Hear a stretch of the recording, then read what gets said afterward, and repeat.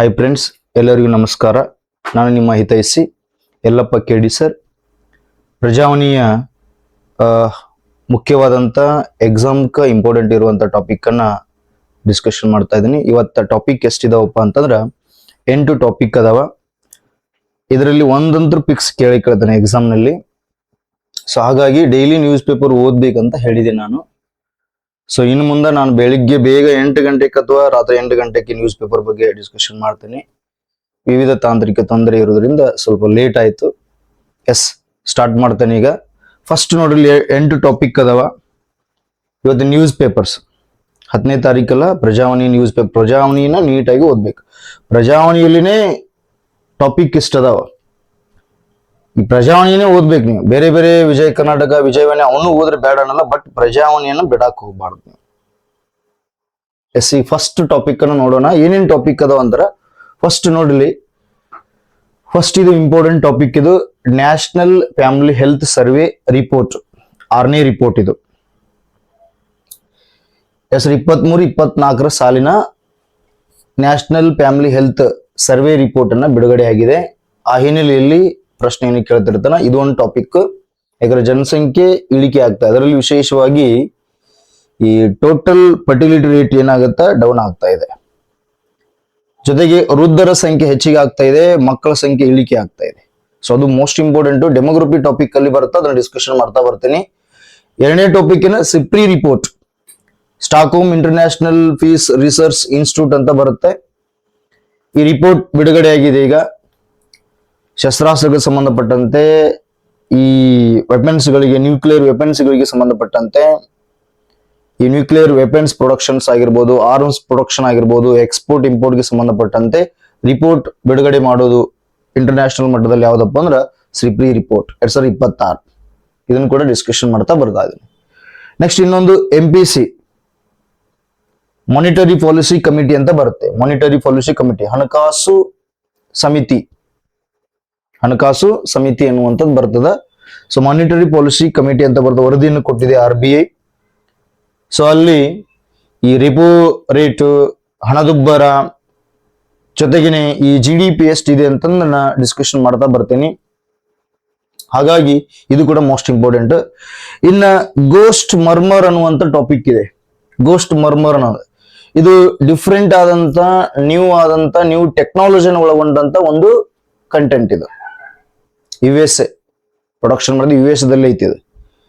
ಇದು ಇಡೀ ಜಗತ್ತಿಗೆ ಗೊತ್ತಾಗಿದ್ದು ಇವಾಗ ಗೊತ್ತಾಯ್ತದು. ಅದು ತುಂಬಾ ಡಿಫ್ರೆಂಟ್ ಆದಂತ ಕಂಟೆಂಟ್, ಟೆಕ್ನಾಲಜಿ ಬೇಸ್ಡ್ ಕಂಟೆಂಟ್ ಐತದು, ಡಿಫೆನ್ಸ್ಗೆ ಸಂಬಂಧಪಟ್ಟಂತದ್ದು. ಸೊ ಅದನ್ನು ಕೂಡ ಡಿಸ್ಕಷನ್ ಮಾಡ್ತಾ ಬರ್ತೀನಿ. ಇನ್ನು ನೆಕ್ಸ್ಟ್ ಟಾಪಿಕ್, 5ನೇ ಟಾಪಿಕ್ ಯಾವುದು, ಮೇಕೆದಾಟು ಯೋಜನೆ ಇದೆ. ಇದು ವಿವಾದ ಆಗ್ತಾ ಇದೆ ಅಟ್ ಪ್ರೆಸೆಂಟ್. ತಮಿಳುನಾಡಿನ ವಿಜಯ್ ಅವರು, CM ಅವರು ಏನ್ ಮಾಡಿದಾರಪ್ಪ ಅಂದ್ರ, ಮೇಕೆದಾಟು ಯೋಜನೆಗೆ ಸ್ವಲ್ಪ ಅದನ್ನ ನಿಲ್ಲಿಸ್ರಿ, ಅದನ್ನ ಸ್ಟಾಪ್ ಮಾಡ್ರಿ ಅನ್ನುವಂತ ಮಟ್ಟಕ್ಕ ಕೇಂದ್ರ ಸರ್ಕಾರ ಮನವಿಯನ್ನು ಸಲ್ಲಿಸಿದ್ದಾರೆ. ಅದು ಕೂಡ ವಿವಾದದಲ್ಲಿದೆ. ಸೊ ಅದು ಕೂಡ ನೆನ್ಪಿಟ್ಕೊಳ್ರಿ. ನೆಕ್ಸ್ಟ್ ಸಿಂಗಪೇನ್ ಅನ್ನುವಂಥದ್ದು ಯೋಜನೆ, ಕಾರ್ಯಪಡೆಯನ್ನ ನಿರ್ಮಾಣ ಮಾಡ್ಯಾರ. ಇದು ಕಾರ್ಯಪಡೆ ಇದು ತಮಿಳುನಾಡಿನಲ್ಲಿ ಇಂಟ್ರೊಡ್ಯೂಸ್ ಮಾಡಿದಾರ. ಯಾರಪ್ಪ ಅಂತಾರ, ವಿಜಯ್ ಅವರು, CM. ಸಿಂಗಪೇನ್ ಕೇಳ್ತಾನೆ, ಸಿಂಗಪೇನ್ ಕಾರ್ಯಪಡೆ ಯಾವ ರಾಜ್ಯದಲ್ಲಿ ಇತ್ತೀಚಿನ ಅವಧಿಯಲ್ಲಿ ಪರಿಚಯಿಸಿದ್ರು ಅಂತ ಕೇಳ್ಬೋದು. ತಮಿಳುನಾಡು. ಇನ್ನ VBG ರಾಮ್ಜಿ ಅನ್ನುವಂಥದ್ದು, ಇದೊಂದು ಗ್ರಾಮೀಣ ಭಾಗದಲ್ಲಿ ಉದ್ಯೋಗವನ್ನು ಸೃಷ್ಟಿ ಮಾಡುವಂತ, ಅಕರಕುಶಲ ಜನರಿಗೆ ಉದ್ಯೋಗವನ್ನು ಸೃಷ್ಟಿ ಮಾಡುವಂತ ಒಂದು ಪ್ರೋಗ್ರಾಮ್ ಇದು, ಮತ್ತು ಒಂದು ಕಾಯ್ದೆ ಕೂಡ. ಅದು ನ್ಯೂಸ್ ಅಲ್ಲಿದೆ. ಯಾಕೆ ನ್ಯೂಸ್ ಅಲ್ಲಿ ಇದೆಯಪ್ಪ ಅಂತಂದ್ರೆ, 95,692 ಕೋಟಿ ಮಧ್ಯಂತರ ಹಂಚಿಕೆ ಮಾಡಿದೆ. ಈ ದೇಶದಲ್ಲಿರುವಂತಹ ಎಲ್ಲಾ ರಾಜ್ಯಗಳಿಗೆ ಏನ್ ಮಾಡಿದೆಪ್ಪ, ಸುಮಾರು 26 ರಾಜ್ಯಗಳಿಗೆ ಹಣಕಾಸು, ಆ ಯೋಜನೆಗೆ ಸಂಬಂಧಪಟ್ಟಂತ, ಆ ಕಾಯ್ದೆಗೆ ಸಂಬಂಧಪಟ್ಟಂತ ಹಣಕಾಸು ಮಧ್ಯಂತರ ಹಂಚಿಕೆಯನ್ನ ಮಾಡಿದೆ. ಅದರಲ್ಲಿ ಕರ್ನಾಟಕಕ್ಕೆ ಎಷ್ಟಂದ್ರ 5,709 ಕೋಟಿಯನ್ನ ಹಂಚಿಕೆ ಮಾಡಿದಾರ. ಸೊ ಇದು ನೆನಪಿರ್ಲಿ, ಇದು 95,692, ಸುಮಾರು 26 ರಾಜ್ಯಗಳಿಗೆ ಹಂಚಿಕೆ ಮಾಡ್ಯಾರ. ಮಧ್ಯಂತರ ಹಣದ ಹಂಚಿಕೆ ಇದು. ಅದಕ್ಕ VBG ರಾಮ್ಜಿ, ಈ ಮಹಾತ್ಮ ಗಾಂಧಿ ರೂರಲ್ ನರೇಗಾ, MG ನರೇಗಾ ಅಂತಿತ್ತಲ್ಲ, ಆ ನರೇಗಾ ಏನಾಗಿದೆ ಈಗ ಅಟ್ ಪ್ರೆಸೆಂಟ್ VBG ರಾಮ್ಜಿ ಅಂತಂದು ಹೆಸರು ಚೇಂಜ್ ಆಗಿದೆ. ಇದು ಈ ಯೋಜನೆ ಯಾವಾಗ ಜಾರಿಗೆ ಬರ್ತದಪ್ಪ ಅಂದ್ರ 2026 ಜುಲೈ 1ನೇ ತಾರೀಕಿಗೆ ಜಾರಿಗೆ ಬರ್ತಿದ್ದು. 2026 ಇಲ್ಲೇ ಹೇಳ್ತೀನಿ ಇದನ್ನ, ಯಾಕಂದ್ರೆ ಇದಕ್ಕೆ ಸಂಬಂಧಪಟ್ಟಂತ ಸುದೀರ್ಘವಾದ ವಿವರಣೆಯನ್ನ ಪ್ರಜಾವಾಣಿ ನ್ಯೂಸ್ ಪೇಪರ್ ಅಲ್ಲಿ ಬಂದಿತ್ತದು. ದಿನಾಂಕ 2ನೇ ತಾರೀಕಿನಂದು ಸುದೀರ್ಘವಾಗಿ ಡಿಸ್ಕಷನ್ ಮಾಡಿನಿ. ಆ ವಿಡಿಯೋವನ್ನು ನೋಡಿದ್ರೆ ನಿಮ್ಗೆ ಡೀಟೇಲ್ ಮಾಹಿತಿ ಸಿಗ್ತದ. ಇಲ್ಲಿ ಇಷ್ಟೇ ವಿಷಯನ್ನ ತಗೊಳ್ರಿ, ನೀವು ಇಲ್ಲಿ ಅಂಕಿ ಸಂಖ್ಯೆಯನ್ನು ತಗೊಳ್ರಿ. ಇಲ್ಲಿ 95,692 ಕೋಟಿ ರೂಪಾಯಿಯನ್ನ ಮಧ್ಯಂತರ ಹಂಚಿಕೆ ಮಾಡಿದೆ ಸುಮಾರು 26 ರಾಜ್ಯಗಳಿಗೆ ಸಂಬಂಧಪಟ್ಟಂತದ್ದು. ಇನ್ನು ಕರ್ನಾಟಕಕ್ಕೆ ಎಷ್ಟು ಮಾಡ್ಯಾರಪ್ಪ ಅಂತಂದ್ರ 5,705 ಕೋಟಿ ಮಧ್ಯಂತರ ಹಂಚಿಕೆ ಮಾಡಿದಾರೆ ಹಣವನ್ನ. ಹಾಗಾಗಿ ಇದು ಈ ಯೋಜನೆ ಜಾರಿಗೆ ಬರುವುದು ಯಾವಾಗಪ್ಪ ಅಂತಂದ್ರ 2026 ಜುಲೈ 1ರಂದು ಜಾರಿಗೆ ಬರ್ತದೆ. ಇಷ್ಟು ಅಂಕಿ ಸಂಖ್ಯೆಯನ್ನ ಇವತ್ತು ನ್ಯೂಸ್ ಪೇಪರ್ ಅಲ್ಲಿ ಮೆನ್ಷನ್ ಇದೆ. ಇದನ್ನ ಪ್ಲಸ್ ಮಾಡ್ಕೊಳ್ರಿ. ಅದಕ್ಕ ದಿನಾಂಕ 2ನೇ ತಾರೀಕಿನಲ್ಲಿ ಪ್ರಜಾವಾಣಿಗೆ ಸಂಬಂಧಪಟ್ಟಂತ ಈ MG ನರೇಗಾ ಮತ್ತು VBG ರಾಮ್ಜಿ ಯೋಜನೆಗೆ ಸಂಬಂಧಪಟ್ಟಂತ ವಿವರವಾಗಿ ಡಿಸ್ಕಷನ್ ಮಾಡಿದ್ದೇನೆ. ಅಲ್ಲಿ ಹೋಗಿ ನೀವೇನ್ ಮಾಡ್ರಿ, ಆ ವಿಡಿಯೋವನ್ನ ನೋಡಿದಾಗ ಇದು ವಿಷಯ ಗೊತ್ತಾಗುತ್ತೆ. ಎಸ್, ನೆಕ್ಸ್ಟ್ ಜೋಜಿಲಾ ಸುರಂಗ ಮಾರ್ಗವನ್ನ ಏನ್ ಮಾಡಿದಾರ, ನಿರ್ಮಾಣ ಮಾಡ್ತಾ ಇದಾರೆ. ಅಲ್ಲಿ ದೊಡ್ಡ ಕಲ್ಲು ಬಂಡೆ ಇತ್ತು, ಆ ಕಲ್ಲು ಬಂಡೆಯನ್ನ ಬ್ಲಾಸ್ಟ್ ಮಾಡಿದ್ದಾರೆ. ಸುಮಾರು 13.5 ಕಿಲೋಮೀಟರ್ ಉದ್ದ ಇರುವ ಮತ್ತು ಎತ್ತರದ ಒಂದೇ ಕೊಳವೆ ಮಾರ್ಗದಲ್ಲಿ ಇದು ವಿಶ್ವದ ಪ್ರಪ್ರಥಮ ಇದು. ಹಾಗಾಗಿ ಇದು ಕೂಡ ನ್ಯೂಸ್ ಅಲ್ಲಿ ಇದೆ. ಇದು ಜಾಗೃತಿನೂ ಆಗುತ್ತೆ, ಪ್ಲಸ್ ಎಕಾನಮಿನೂ ಆಗುತ್ತೆ, ಪ್ಲಸ್ ಪೊಲಿಟಿನೂ ಕೂಡ ಆಗುತ್ತೆ ಇದು. ಹಾಗಾಗಿ ಇಷ್ಟು 8 ಟಾಪಿಕ್ ಅದಾವ.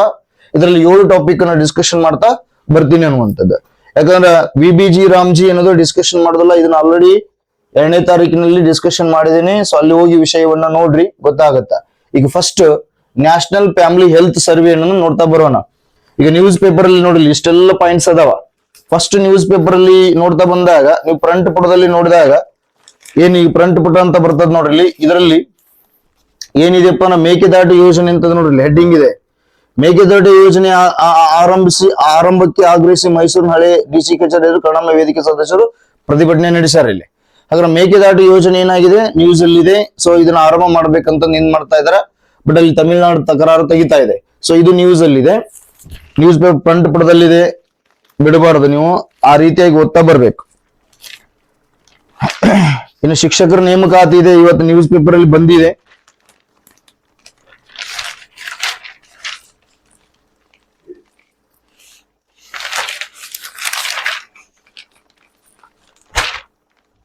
ಈಗ ನೋಡ್ರಿ ಎಷ್ಟನೇ ಪುಟ, 7ನೇ ಪುಟದಲ್ಲಿ ಮಹಿಳೆಯರ ರಕ್ಷಣೆಗೆ ಸಿಂಗಪ್ಪೇನ್ ಕಾರ್ಯಪಡೆ ನಿರ್ಮಾಣ ಮಾಡ್ಯಾರ, ಕಾರ್ಯಪಡೆಯನ್ನು ಸ್ಟಾರ್ಟ್ ಮಾಡ್ಯಾರ ತಮಿಳುನಾಡಿನಲ್ಲಿ. 7ನೇ ಪುಟದಲ್ಲಿ ಇದೆ ನ್ಯೂಸ್ ಪೇಪರ್ ಅಲ್ಲಿ. ಇನ್ನ 8ನೇ ಪುಟದಲ್ಲಿ ರೆಪೋ ದರ ಅನ್ನುವಂಥದ್ದು ಕೂಡ ಇಲ್ಲಿ ಕನೆಕ್ಷನ್ ತಗೊಳ್ತದ್ದು. RBIಗೆ ಸಂಬಂಧಪಟ್ಟಂತದ್ದು ಹಣಕಾಸು ನೀತಿಯ ಸಭೆಯನ್ನ ಮಾಡಿದ್ದಾರೆ ಅವರು. ಹಾಗಾಗಿ ಇದು ಮೋಸ್ಟ್ ಇಂಪಾರ್ಟೆಂಟ್ ಆಗುತ್ತಾ. 6.9 6.6 ಹಣದುಬ್ಬರ ಇದು. 5.1 ಅನ್ನೋದು ಏನಪ್ಪ, ರೆಪೋ ದರ ಇದು. ಹಾಗಾಗಿ ಇದು ಮೋಸ್ಟ್ ಇಂಪಾರ್ಟೆಂಟ್ ಆಗ್ತದೆ. ಎಷ್ಟನೇ ಪುಟದಲ್ಲಿದೆ, 8ನೇ ಪುಟದಲ್ಲಿದೆ. ರೆಪೋ ಹುಬ್ಬೇರುವ ತೀರ್ಮಾನ ಅಲ್ಲ, ತಟಸ್ಥ ಆರ್ಥಿಕ ನೀತಿ ಮುಂದುವರಿಕೆ ಅಂತಂದು ಕಂಟೆಂಟ್ ಇದೆ ಇದೊಂದು. ಮತ್ತ 8ನೇ ಪುಟದಲ್ಲಿ ಆರ್ಟಿಕಲ್ಸ್ ಮೋಸ್ಟ್ ಇಂಪಾರ್ಟೆಂಟ್, ಆಳುವವರಿಂದಲೇ ಪೌರರ ಆಯ್ಕೆ ಅಂತಂದು. ಹಾಗೆ ಚುನಾವಣಾ ಆಯೋಗ ಸಂಬಂಧಪಟ್ಟಂತ SIR ಪ್ರಕ್ರಿಯೆ ಸುಪ್ರೀಂ ಕೋರ್ಟ್ ನಿಂದ ಹಸಿರು ನಿಶಾನ ದೊರೆತ ನಂತರ ಚುನಾವಣಾ ಆಯೋಗ ಪರೋಕ್ಷವಾಗಿ ಬಿಜೆಪಿ ಮತದಾರ ಪಟ್ಟಿಯಿಂದ ಯಾರನ್ನಾದ್ರೂ, ಅದು ಯಾವುದೇ ವರ್ಗದ ಜನ ಹೆಸರನ್ನಾದ್ರೂ ಕಿತ್ತು ಹಾಕುವ ಸ್ವತಂತ್ರವಾಗಿವೆ ಅಂತ ಹೇಳ್ದ. ಆರ್ಟಿಕಲ್ ನೀಟಾಗಿ ಓದ್ರಿ ಇದನ್ನ. ಮುಂದೆ ನೀವು PSI ಕಾಲ್ ಫಾರ್ಮ್ ಅದಾವ, KS ಕಾಲ್ ಫಾರ್ಮ್ ಅದಾವ, SI ಮತ್ತು ಮೇನ್ಸ್ ಯೂಸ್ ಆಗತ್ತ ಆರ್ಟಿಕಲ್. ಡೈಲಿ ಆರ್ಟಿಕಲ್ 8ನೇ ಪುಟದಲ್ಲಿ ಓದ್ತಾ ಬರ್ಬೇಕು ನೀವು. ನೆಕ್ಸ್ಟ್ ಸುಭಾಷಿತ ಇದೆ ನೋಡ್ರಿ, ಮನುಷ್ಯರಲ್ಲಿರುವ ಪರಿಪೂರ್ಣತೆಯನ್ನು ಹಿಗ್ಗಿಸುವುದೇ ನಿಜವಾದ ಶಿಕ್ಷಣ ಅಂತ ಹೇಳ್ತಾ ಇದಾರೆ ಸ್ವಾಮಿ ವಿವೇಕಾನಂದರ್ ಅವರು. ಇದು ನಿಮ್ಗೆ ಭಾಷಣ ಮಾಡ್ಲಿಕ್ಕೆ ಮತ್ತು essay ಪೇಪರ್ ಬರ್ಲಿಕ್ಕೆ ಅಲ್ಲಿ ಕೊಟೇಶನ್ ಇಂಪಾರ್ಟೆಂಟ್ ಆಗ್ತಾವ. ಹಾಗಾಗಿ ಇದನ್ನ ಬರ್ದು ಇಟ್ಕೊಳ್ರಿ ಅನ್ನುವಂಥದ್ದು 8ನೇ ಪುಟದಲ್ಲಿ ಇದೆ ಅನ್ನುವಂಥದ್ದು. ಇನ್ನು ನೆಕ್ಸ್ಟ್ ನೋಡಿದಾಗ ಈ ತಂತ್ರಜ್ಞಾನ ಅಂತ ಸಪರೇಟ್ ಪುಟ ಇದೆ ನೋಡಿ 8ನೇ ಪುಟದಲ್ಲಿನೇ. ಅಲ್ಲಿ ಗೋಸ್ಟ್ ಮರ್ಮರ್ ಅನ್ನುವಂತ ಕಂಟೆಂಟ್ ಇದೆ, ಅದು ಮೋಸ್ಟ್ ಇಂಪಾರ್ಟೆಂಟ್, ಟೆಕ್ನಾಲಜಿಗೆ ಸಂಬಂಧಪಟ್ಟಂತದ್ದು. ಮತ್ತು ರಾಷ್ಟ್ರೀಯ ಕುಟುಂಬ ಆರೋಗ್ಯ ಸಮೀಕ್ಷೆ, ಮಕ್ಕಳ ಸಂಖ್ಯೆ ಇಳಿಕೆ ಆಗ್ತಾ ಇದೆ, ವೃದ್ಧರು ಹೆಚ್ಚಳ ಆಗ್ತಾ ಇದ್ದಾರೆ. ಹಾಗಾಗಿ TFR ಬಗ್ಗೆ ಇಲ್ಲಿ ಡಿಸ್ಕಷನ್ ಆಗಿದೆ. ಹಾಗಾಗಿ ಇದು ಕೂಡ ಮೋಸ್ಟ್ ಇಂಪಾರ್ಟೆಂಟ್, ಇದು 9ನೇ ಪುಟದಲ್ಲಿದೆ. ಇನ್ನು ನೆಕ್ಸ್ಟ್ ಮುಖ್ಯವಾದಂತ POK ನಾಗರಿಕರ ಹತ್ಯೆ ಇದೆ. POK ಬಗ್ಗೆ ನಿಮ್ಗೆ ಸಪರೇಟ್ ಆಗಿ ಕ್ಲಾಸ್ ಮಾಡ್ತೇನೆ ನಾನು. ಜೋಜಿಲಾ ಕೊನೆ ಹಂತದ ಸ್ಫೋಟ ಯಶಸ್ವಿ. ಸೊ ಇದು 10ನೇ ಪುಟದಲ್ಲಿದೆ. ಇನ್ನ ಈ ಪ್ರಜಾ ಪ್ಲಸ್ ಅಂತಂದು 11ನೇ ಪುಟ ಬರ್ತದಲ್ಲಿ ವಿಬಿಜಿ ರಾಮ್ಜಿ ಬಗ್ಗೆ ಕಂಟೆಂಟ್ ಇದೆ. ಮತ್ತು 12 ಅಣ್ವಸ್ತ್ರ ಸಿಡಿತಲೆ ನಿಯೋಜನೆ ಅನ್ನುವಂಥದ್ದು ಇದು ಕೂಡ ಸಿಪ್ರಿ ರಿಪೋರ್ಟ್ ಬಗ್ಗೆ ಇಲ್ಲಿ ಕಂಟೆಂಟ್ ಇದೆ. ಸೊ ಹಾಗಾಗಿ ಇಂಪಾರ್ಟೆಂಟ್ ಇವತ್ತ 8 ಟಾಪಿಕ್ ಅದಾವ ನ್ಯೂಸ್ ಪೇಪರ್ಸ್ ಅಲ್ಲಿ. ಯಾಕಂದ್ರೆ ಯಾಕೆ ಅಂತ ನಾನು ಅಂದೇ ಆದ ನಮ್ಮ ತಲೆಯಲ್ಲಿ ಇರುವಂತ ಕಂಟೆಂಟ್ ಅಂತ ತಂದಿಲ್ಲ, ಅದಕ್ಕೆ ನ್ಯೂಸ್ ಪೇಪರ್ ತೋರಿಸಿ ಡಿಸ್ಕಷನ್ ಮಾಡೋದು ನಿಮ್ಗ. ಹಾಗಾಗಿ ಇದು ಮೋಸ್ಟ್ ಇಂಪಾರ್ಟೆಂಟ್ ಆಗ್ತದೆ ಟಾಪಿಕ್. ಈಗ ಒಂದೊಂದು ಟಾಪಿಕ್ ಅನ್ನ ಡಿಸ್ಕಷನ್ ಮಾಡ್ತಾ ಬರೋಣ. National family health survey report ಅನ್ನ ಡಿಸ್ಕಷನ್ ಮಾಡ್ತಾ ಬರ್ತೀನಿ. ನೆಕ್ಸ್ಟ್ ಫಸ್ಟ್ ನೋಡ್ರಿ, ನ್ಯಾಷನಲ್ ಫ್ಯಾಮಿಲಿ ಹೆಲ್ತ್ ಸರ್ವೆ ಎಷ್ಟನೇದಂದ್ರೆ ಸಿಕ್ಸ್ತ್ ರಿಪೋರ್ಟ್. ಇದು ಮೋಸ್ಟ್ ಡೆಫಿನೆಟ್ಲಿ ಕ್ವಶನ್ಸ್ ಕೇಳ್ತಾನ ಇದನ್ನ. ಇದು ಎಷ್ಟನೇ ಸಾಲಿನ ಅಂದ್ರೆ 2023 ಮತ್ತು 24ರ ಸಾಲಿನ ರಿಪೋರ್ಟ್ ಇದು. ಬಟ್ ಎಷ್ಟು 6ನೇದ್ದು ರಿಪೋರ್ಟ್. ಹಾಗಾದ್ರೆ ಫಸ್ಟ್ ರಿಪೋರ್ಟ್ ಯಾವಾಗ ಮಾಡಿದೆಪ್ಪ ಅಂತಂದಾಗ 1992 93ರ ಅವಧಿಯಲ್ಲಿ ಈ national family health survey report ಅನ್ನ ಬಿಡುಗಡೆ ಮಾಡಿದೆ. ಈ ರಿಪೋರ್ಟ್ ನ ಪ್ರಕಾರ ಫಸ್ಟ್ ರಿಪೋರ್ಟ್ ಆಗಿದ್ದು ಯಾವಾಗಪ್ಪ ಅಂತಂದಾಗ 1992-93 ಅವಧಿಯಲ್ಲಿ. ಈ ಅವಧಿಯಲ್ಲಿ ಟೋಟಲ್ ಫರ್ಟಿಲಿಟಿ ರೇಟ್, ಇದನ್ನ ಕನ್ನಡದಲ್ಲಿ ಒಟ್ಟು ಫಲವಂತಿಕೆ ದರ ಅಂತಾರ. ಒಟ್ಟು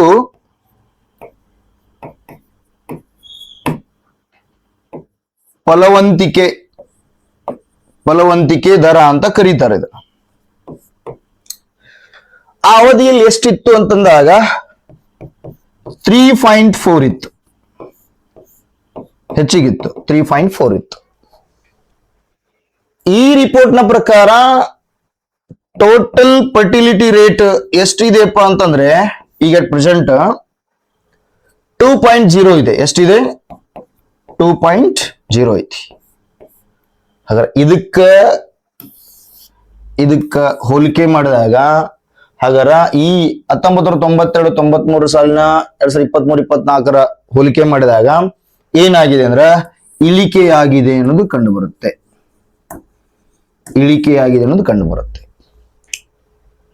2.0 ಫರ್ಟಿಲಿಟಿ ರೇಟ್ ಅಂದ್ರ ರಾಷ್ಟ್ರೀಯ ಕೌಟುಂಬಿಕ ಆರೋಗ್ಯ ಸರ್ವೆ, ಇದು ಸಮೀಕ್ಷೆ, ರಾಷ್ಟ್ರೀಯ ಕೌಟುಂಬಿಕ ಆರೋಗ್ಯ ಸರ್ವೆ ಅನ್ನೋದು. ಇದನ್ನ ಯಾರು ಬಿಡುಗಡೆ ಮಾಡ್ತಾರಪ್ಪ ಅಂತಂದಾಗ ಅರ್ಥ ಮಾಡ್ಕೊಳ್ರಿ. ಇದು ಕೂಡ most important. Ministry of family health welfare ಅಂತ ಬರ್ತದೆ. Ministry of family health welfare. ಇಲ್ಲಿ ಕೌಟುಂಬಿಕ ಆರೋಗ್ಯ ಕಲ್ಯಾಣ ಸಚಿವಾಲಯ ಅಂತ ಬರುತ್ತೆ. ಕೌಟುಂಬಿಕ ಆರೋಗ್ಯ, ರಾಷ್ಟ್ರೀಯ ಕೌಟುಂಬಿಕ ಆರೋಗ್ಯ ಕಲ್ಯಾಣ ಸಚಿವಾಲಯ ಅಂತ ಬರುತ್ತೆ. ರಾಷ್ಟ್ರೀಯ ಕೌಟುಂಬಿಕ ಆರೋಗ್ಯ ಕಲ್ಯಾಣ ಸಚಿವಾಲಯ, ministry of family health welfare ಅಂತ ಬರುತ್ತೆ. ಅದು ರಿಲೀಸ್ ಮಾಡ್ತದ. ಹಾಗಾಗಿ ಎಷ್ಟು ಈ ರಿಪೋರ್ಟ್ ಅನ್ನ ಈ ಒಂದು ಮಿನಿಸ್ಟ್ರಿ ಮುಂಚೆ ಫಸ್ಟ್ ಏನ್ ಮಾಡ್ತಾ ಇತ್ತಪ್ಪ ಅಂತಂದಾಗ 131 ಅಂಶಗಳನ್ನ ತಗೊಂಡು ಅಂಶಗಳನ್ನ ಕಲೆಕ್ಟ್ ಮಾಡಿ ಏನ್ ಮಾಡ್ತಾ ಇತ್ತು, ರಿಪೋರ್ಟ್ ಬಿಡುಗಡೆ ಮಾಡ್ತಾ ಇತ್ತು. ಈ ಸಲಿ ಬದಲಾವಣೆ ಮಾಡಿದೆ. ಎಷ್ಟು ಮಾಡಿದೆಪ್ಪ ಅಂತಂದ್ರೆ ಈ ಸಲಿ 101 ಅಂಶಗಳನ್ನ ಬಳಕೆ ಮಾಡ್ಕೊಂಡಿದೆ. 100 ಅಂಶಗಳನ್ನ ಬಳಕೆ ಮಾಡ್ಕೊಂಡಿದೆ. ಇದು ಕೂಡ ಪಾಯಿಂಟ್ ಬದಲಾವಣೆ ಆಗಿದೆ ಅಟ್ ಪ್ರೆಸೆಂಟ್. ಕ್ಲಿಯರ್ಲ? ಹಾಗೆ ರಿಪೋರ್ಟ್ ಇದು ಮೋಸ್ಟ್ ಇಂಪಾರ್ಟೆಂಟ್. ಇದು ಬದಲಾವಣೆ ಆಗಿದೆ. ಫಸ್ಟ್ 3.4 ಇತ್ತು, ಈಗ ಬದಲಾವಣೆ ಆಗಿದೆ ಅನ್ನೋದು ಅಂಶವನ್ನ ನೀವು ಇಲ್ಲಿ ಅರ್ಥ ಮಾಡ್ಕೊಡ್ರಿ ಅನ್ನುವಂಥದ್ದು. ಈಗ ಮುಖ್ಯವಾದಂತ ಅಂಶ ಏನಪ್ಪಾ ಅಂತಂದಾಗ ಇನ್ನೊಂದು ಅಂಶವನ್ನ ನೋಡ್ತಾ ಬರ್ತೇನೆ. ನೆಕ್ಸ್ಟ್ ಇಲ್ಲಿ national family health survey sixth report ನ ಪ್ರಕಾರ ಹೋದಾಗ 2023 ಮತ್ತು 24ರ ಸಾಲಿನ ಈ ರಿಪೋರ್ಟ್ ನ ಪ್ರಕಾರ ಹೋದ್ರೆ ಇಲ್ಲಿ ಮಕ್ಕಳ ಸಂಖ್ಯೆ ಇಳಿಕೆ ಆಗ್ತಾ ಇದೆ. ಮಕ್ಕಳ ಸಂಖ್ಯೆ ಇಳಿಕೆ. ಸರ್ ಮಕ್ಕಳಂದ್ರೆ 15 ವರ್ಷದ ಕೆಳಗಿನ 15 ವರ್ಷದ ಅಥವಾ 15 ವರ್ಷದ ವಯೋಮಾನದ ಕೆಳಗಿನ ವಯೋಮಾನದ ಮಕ್ಕಳ ಅವ್ರ ಮಕ್ಕಳಂತ ಕನ್ಸಿಡರ್ ಮಾಡ್ತೀವಿ. 14 ವರ್ಷ ಲಾಸ್ಟ್ ಅಂದ್ರೆ 15 ವರ್ಷದ ಕೆಳಗಿನ ಇವ್ರನ್ನ ಮಕ್ಕಳಂತ ಇವ್ರ ಮಕ್ಕಳ ಸಂಖ್ಯೆ ಏನಾಗ್ತಾ ಇದೆ, ಇಳಿಕೆ ಆಗ್ತಾ ಇದೆ. ಇನ್ನ ವೃದ್ಧರ ಸಂಖ್ಯೆ ಹೆಚ್ಚಿಗೆ ಆಗ್ತಾ ಇದೆ. ವೃದ್ಧರ ಸಂಖ್ಯೆ ಹೆಚ್ಚಿಗೆ ಆಗ್ತಾ ಇದೆ. ವೃದ್ಧರ ಸಂಖ್ಯೆ ಏರಿಕೆ ಆಗ್ತಾ ಇದೆ. ವೃದ್ಧರ ಸಂಖ್ಯೆ ಏರಿಕೆ ಆಗ್ತಾ ಇದೆ. 60 ವರ್ಷ ಮೇಲ್ಪಟ್ಟ ವಯಸ್ಸಿನ 60 ವರ್ಷ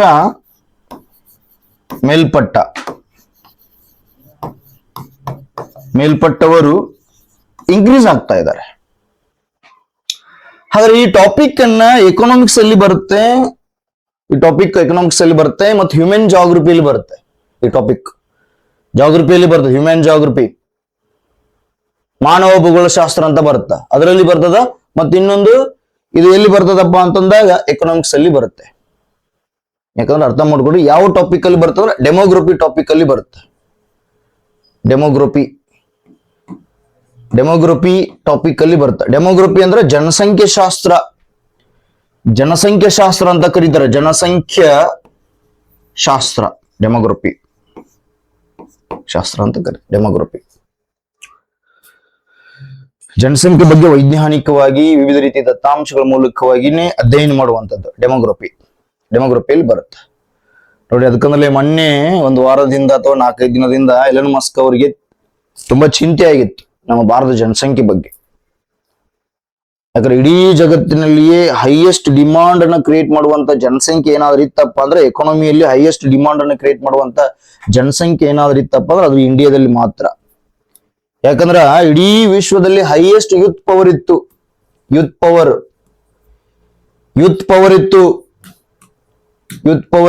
ಈಗೇನಾಗಿದೆ, ವೃದ್ಧರ ಸಂಖ್ಯೆ ಹೆಚ್ಚಿಗೆ ಆಗ್ತಾ ಇದೆ, ಮಕ್ಕಳ ಸಂಖ್ಯೆ ಕಡಿಮೆ ಆಗ್ತಾ ಇದೆ. ಫರ್ಟಿಲಿಟಿ ರೇಟ್ ಕಡಿಮೆ ಆಗ್ತಾ ಇದೆ. 3.4 ಇದ್ದಿದ್ದು ಎಲ್ಲಿಗೆ ಬರ್ತದೆ 2.0 ಬರಾಗುತ್ತದೆ fertility rate, total fertility rate ನೆನಪಿರ್ಲಿ. ಹಾಗಾಗಿ ಎಕಾನಮಿಯಲ್ಲಿ ಇದು ಮೋಸ್ಟ್ ನೆಗೆಟಿವ್ ಆಗ್ತದೆ. ಮುಂದೆ ಭಾರತ ದೇಶದಲ್ಲಿ ತುಂಬಾ ವೃದ್ಧರ ರಾಷ್ಟ್ರವಾಗಿ ಕನ್ವರ್ಟ್ ಆಗ್ತದೆ ನೋಡ್ರಿ. ತುಂಬಾ ಡೇಂಜರ್ ಅದು ಆಗ್ಬಾರ್ದು ನೋಡಿ. ಮಕ್ಕಳ ಸಂಖ್ಯೆ ಇಳಿಕೆ ಆಯ್ತಲ್ಲ, ಯುವಕರ ಸಂಖ್ಯೆನೂ ಇಳಿಕೆ ಆಗುತ್ತೆ. ಅಲ್ಲಿ ವೃದ್ಧರ ಸಂಖ್ಯೆ ಹೆಚ್ಚಿಗೆ ಆಗತ್ತಪ್ಪ ಅಂದ್ರ ಅವಾಗ ಏನಾಗುತ್ತಪ್ಪ ನೋಡ್ರಿ, ಎಕಾನಮಿಲಿ ಏನ್ ಎಫೆಕ್ಟ್ ಆಗ್ತದಪ್ಪ ಅಂದ್ರ ಒಂದು ಮುಖ್ಯವಾಗಿ ಎಕಾನಮಿಯಲ್ಲಿ ಏನಾಗತ್ತ, ಡಿಮಾಂಡ್ ಕಡಿಮೆ ಆಗ್ತೈತಿ. ಡಿಮಾಂಡ್ ಬೇಡಿಕೆ ಇದೆಯಲ್ಲ ಅದು ಕಡಿಮೆ ಆಗ್ತೈತಿ. ವೃದ್ಧರ ಸಂಖ್ಯೆ ಹೆಚ್ಚಿಗೆ ಆಯ್ತಪ್ಪ ಅಂದ್ರ ಡಿಮಾಂಡ್ ಮೇಲೆನೆ ಎಕಾನಮಿ ಆಕ್ಟಿವಿಟೀಸ್ ನಿಂತಿರ್ತದ ನೋಡಿ. ಮಕ್ಕಳ ಸಂಖ್ಯೆ ಜಾಸ್ತಿ ಇದೆ, ಯುವಕರ ಸಂಖ್ಯೆ ಜಾಸ್ತಿ ಇತ್ತಪ್ಪ ಅಂದ್ರೆ ಅವಾಗ ಏನಾಗುತ್ತೆ ಗೊತ್ತಾ, ಎಕಾನಮಿಯಲ್ಲಿ ನೆಕ್ಸ್ಟ್ ನೋಡ್ತೇನೆ ನೋಡ್ರಿ. ಇಲ್ಲಿ ಮಕ್ಕಳ ಸಂಖ್ಯೆ, ಯೂತ್ ಪವರ್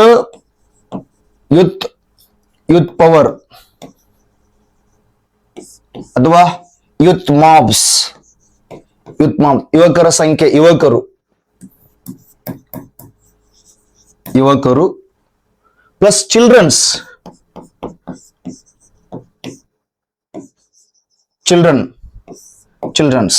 ಮಕ್ಕಳು. ಈ ಮಕ್ಕಳು ನೆಕ್ಸ್ಟ್ ಇನ್ನೊಂದು ಏನಪ್ಪಾ ಅಂದ್ರೆ, ನಮ್ಮ ದೇಶದಲ್ಲಿರುವಂತ ಹಬ್ಬಗಳು ಮತ್ತು ವಿವಿಧ ರೀತಿಯ ಆಚರಣೆಗಳು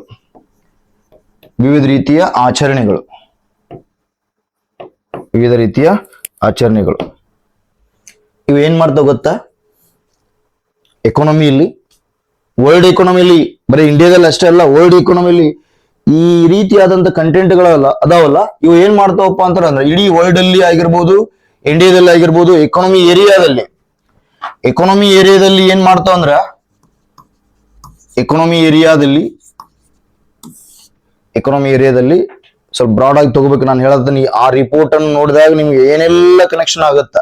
ಇದು SIQ ಯೂಸ್ ಆಗುತ್ತಾ, ಮೇನ್ಸ್ UPSC ಮೇನ್ಸ್ ಸ್ಟಾರ್ಟ್ ಆಗೈತಿ. ಈಗ ಆ ಮೇನ್ಸ್ ಪ್ರಿಪರೇಷನ್ ಸ್ಟಾರ್ಟ್ ಮಾಡ್ತಾ ಇದಾರೆ ಕೆಲವಿಷ್ಟು ಕ್ಯಾಂಡಿಡೇಟ್ಸ್ಗಳು.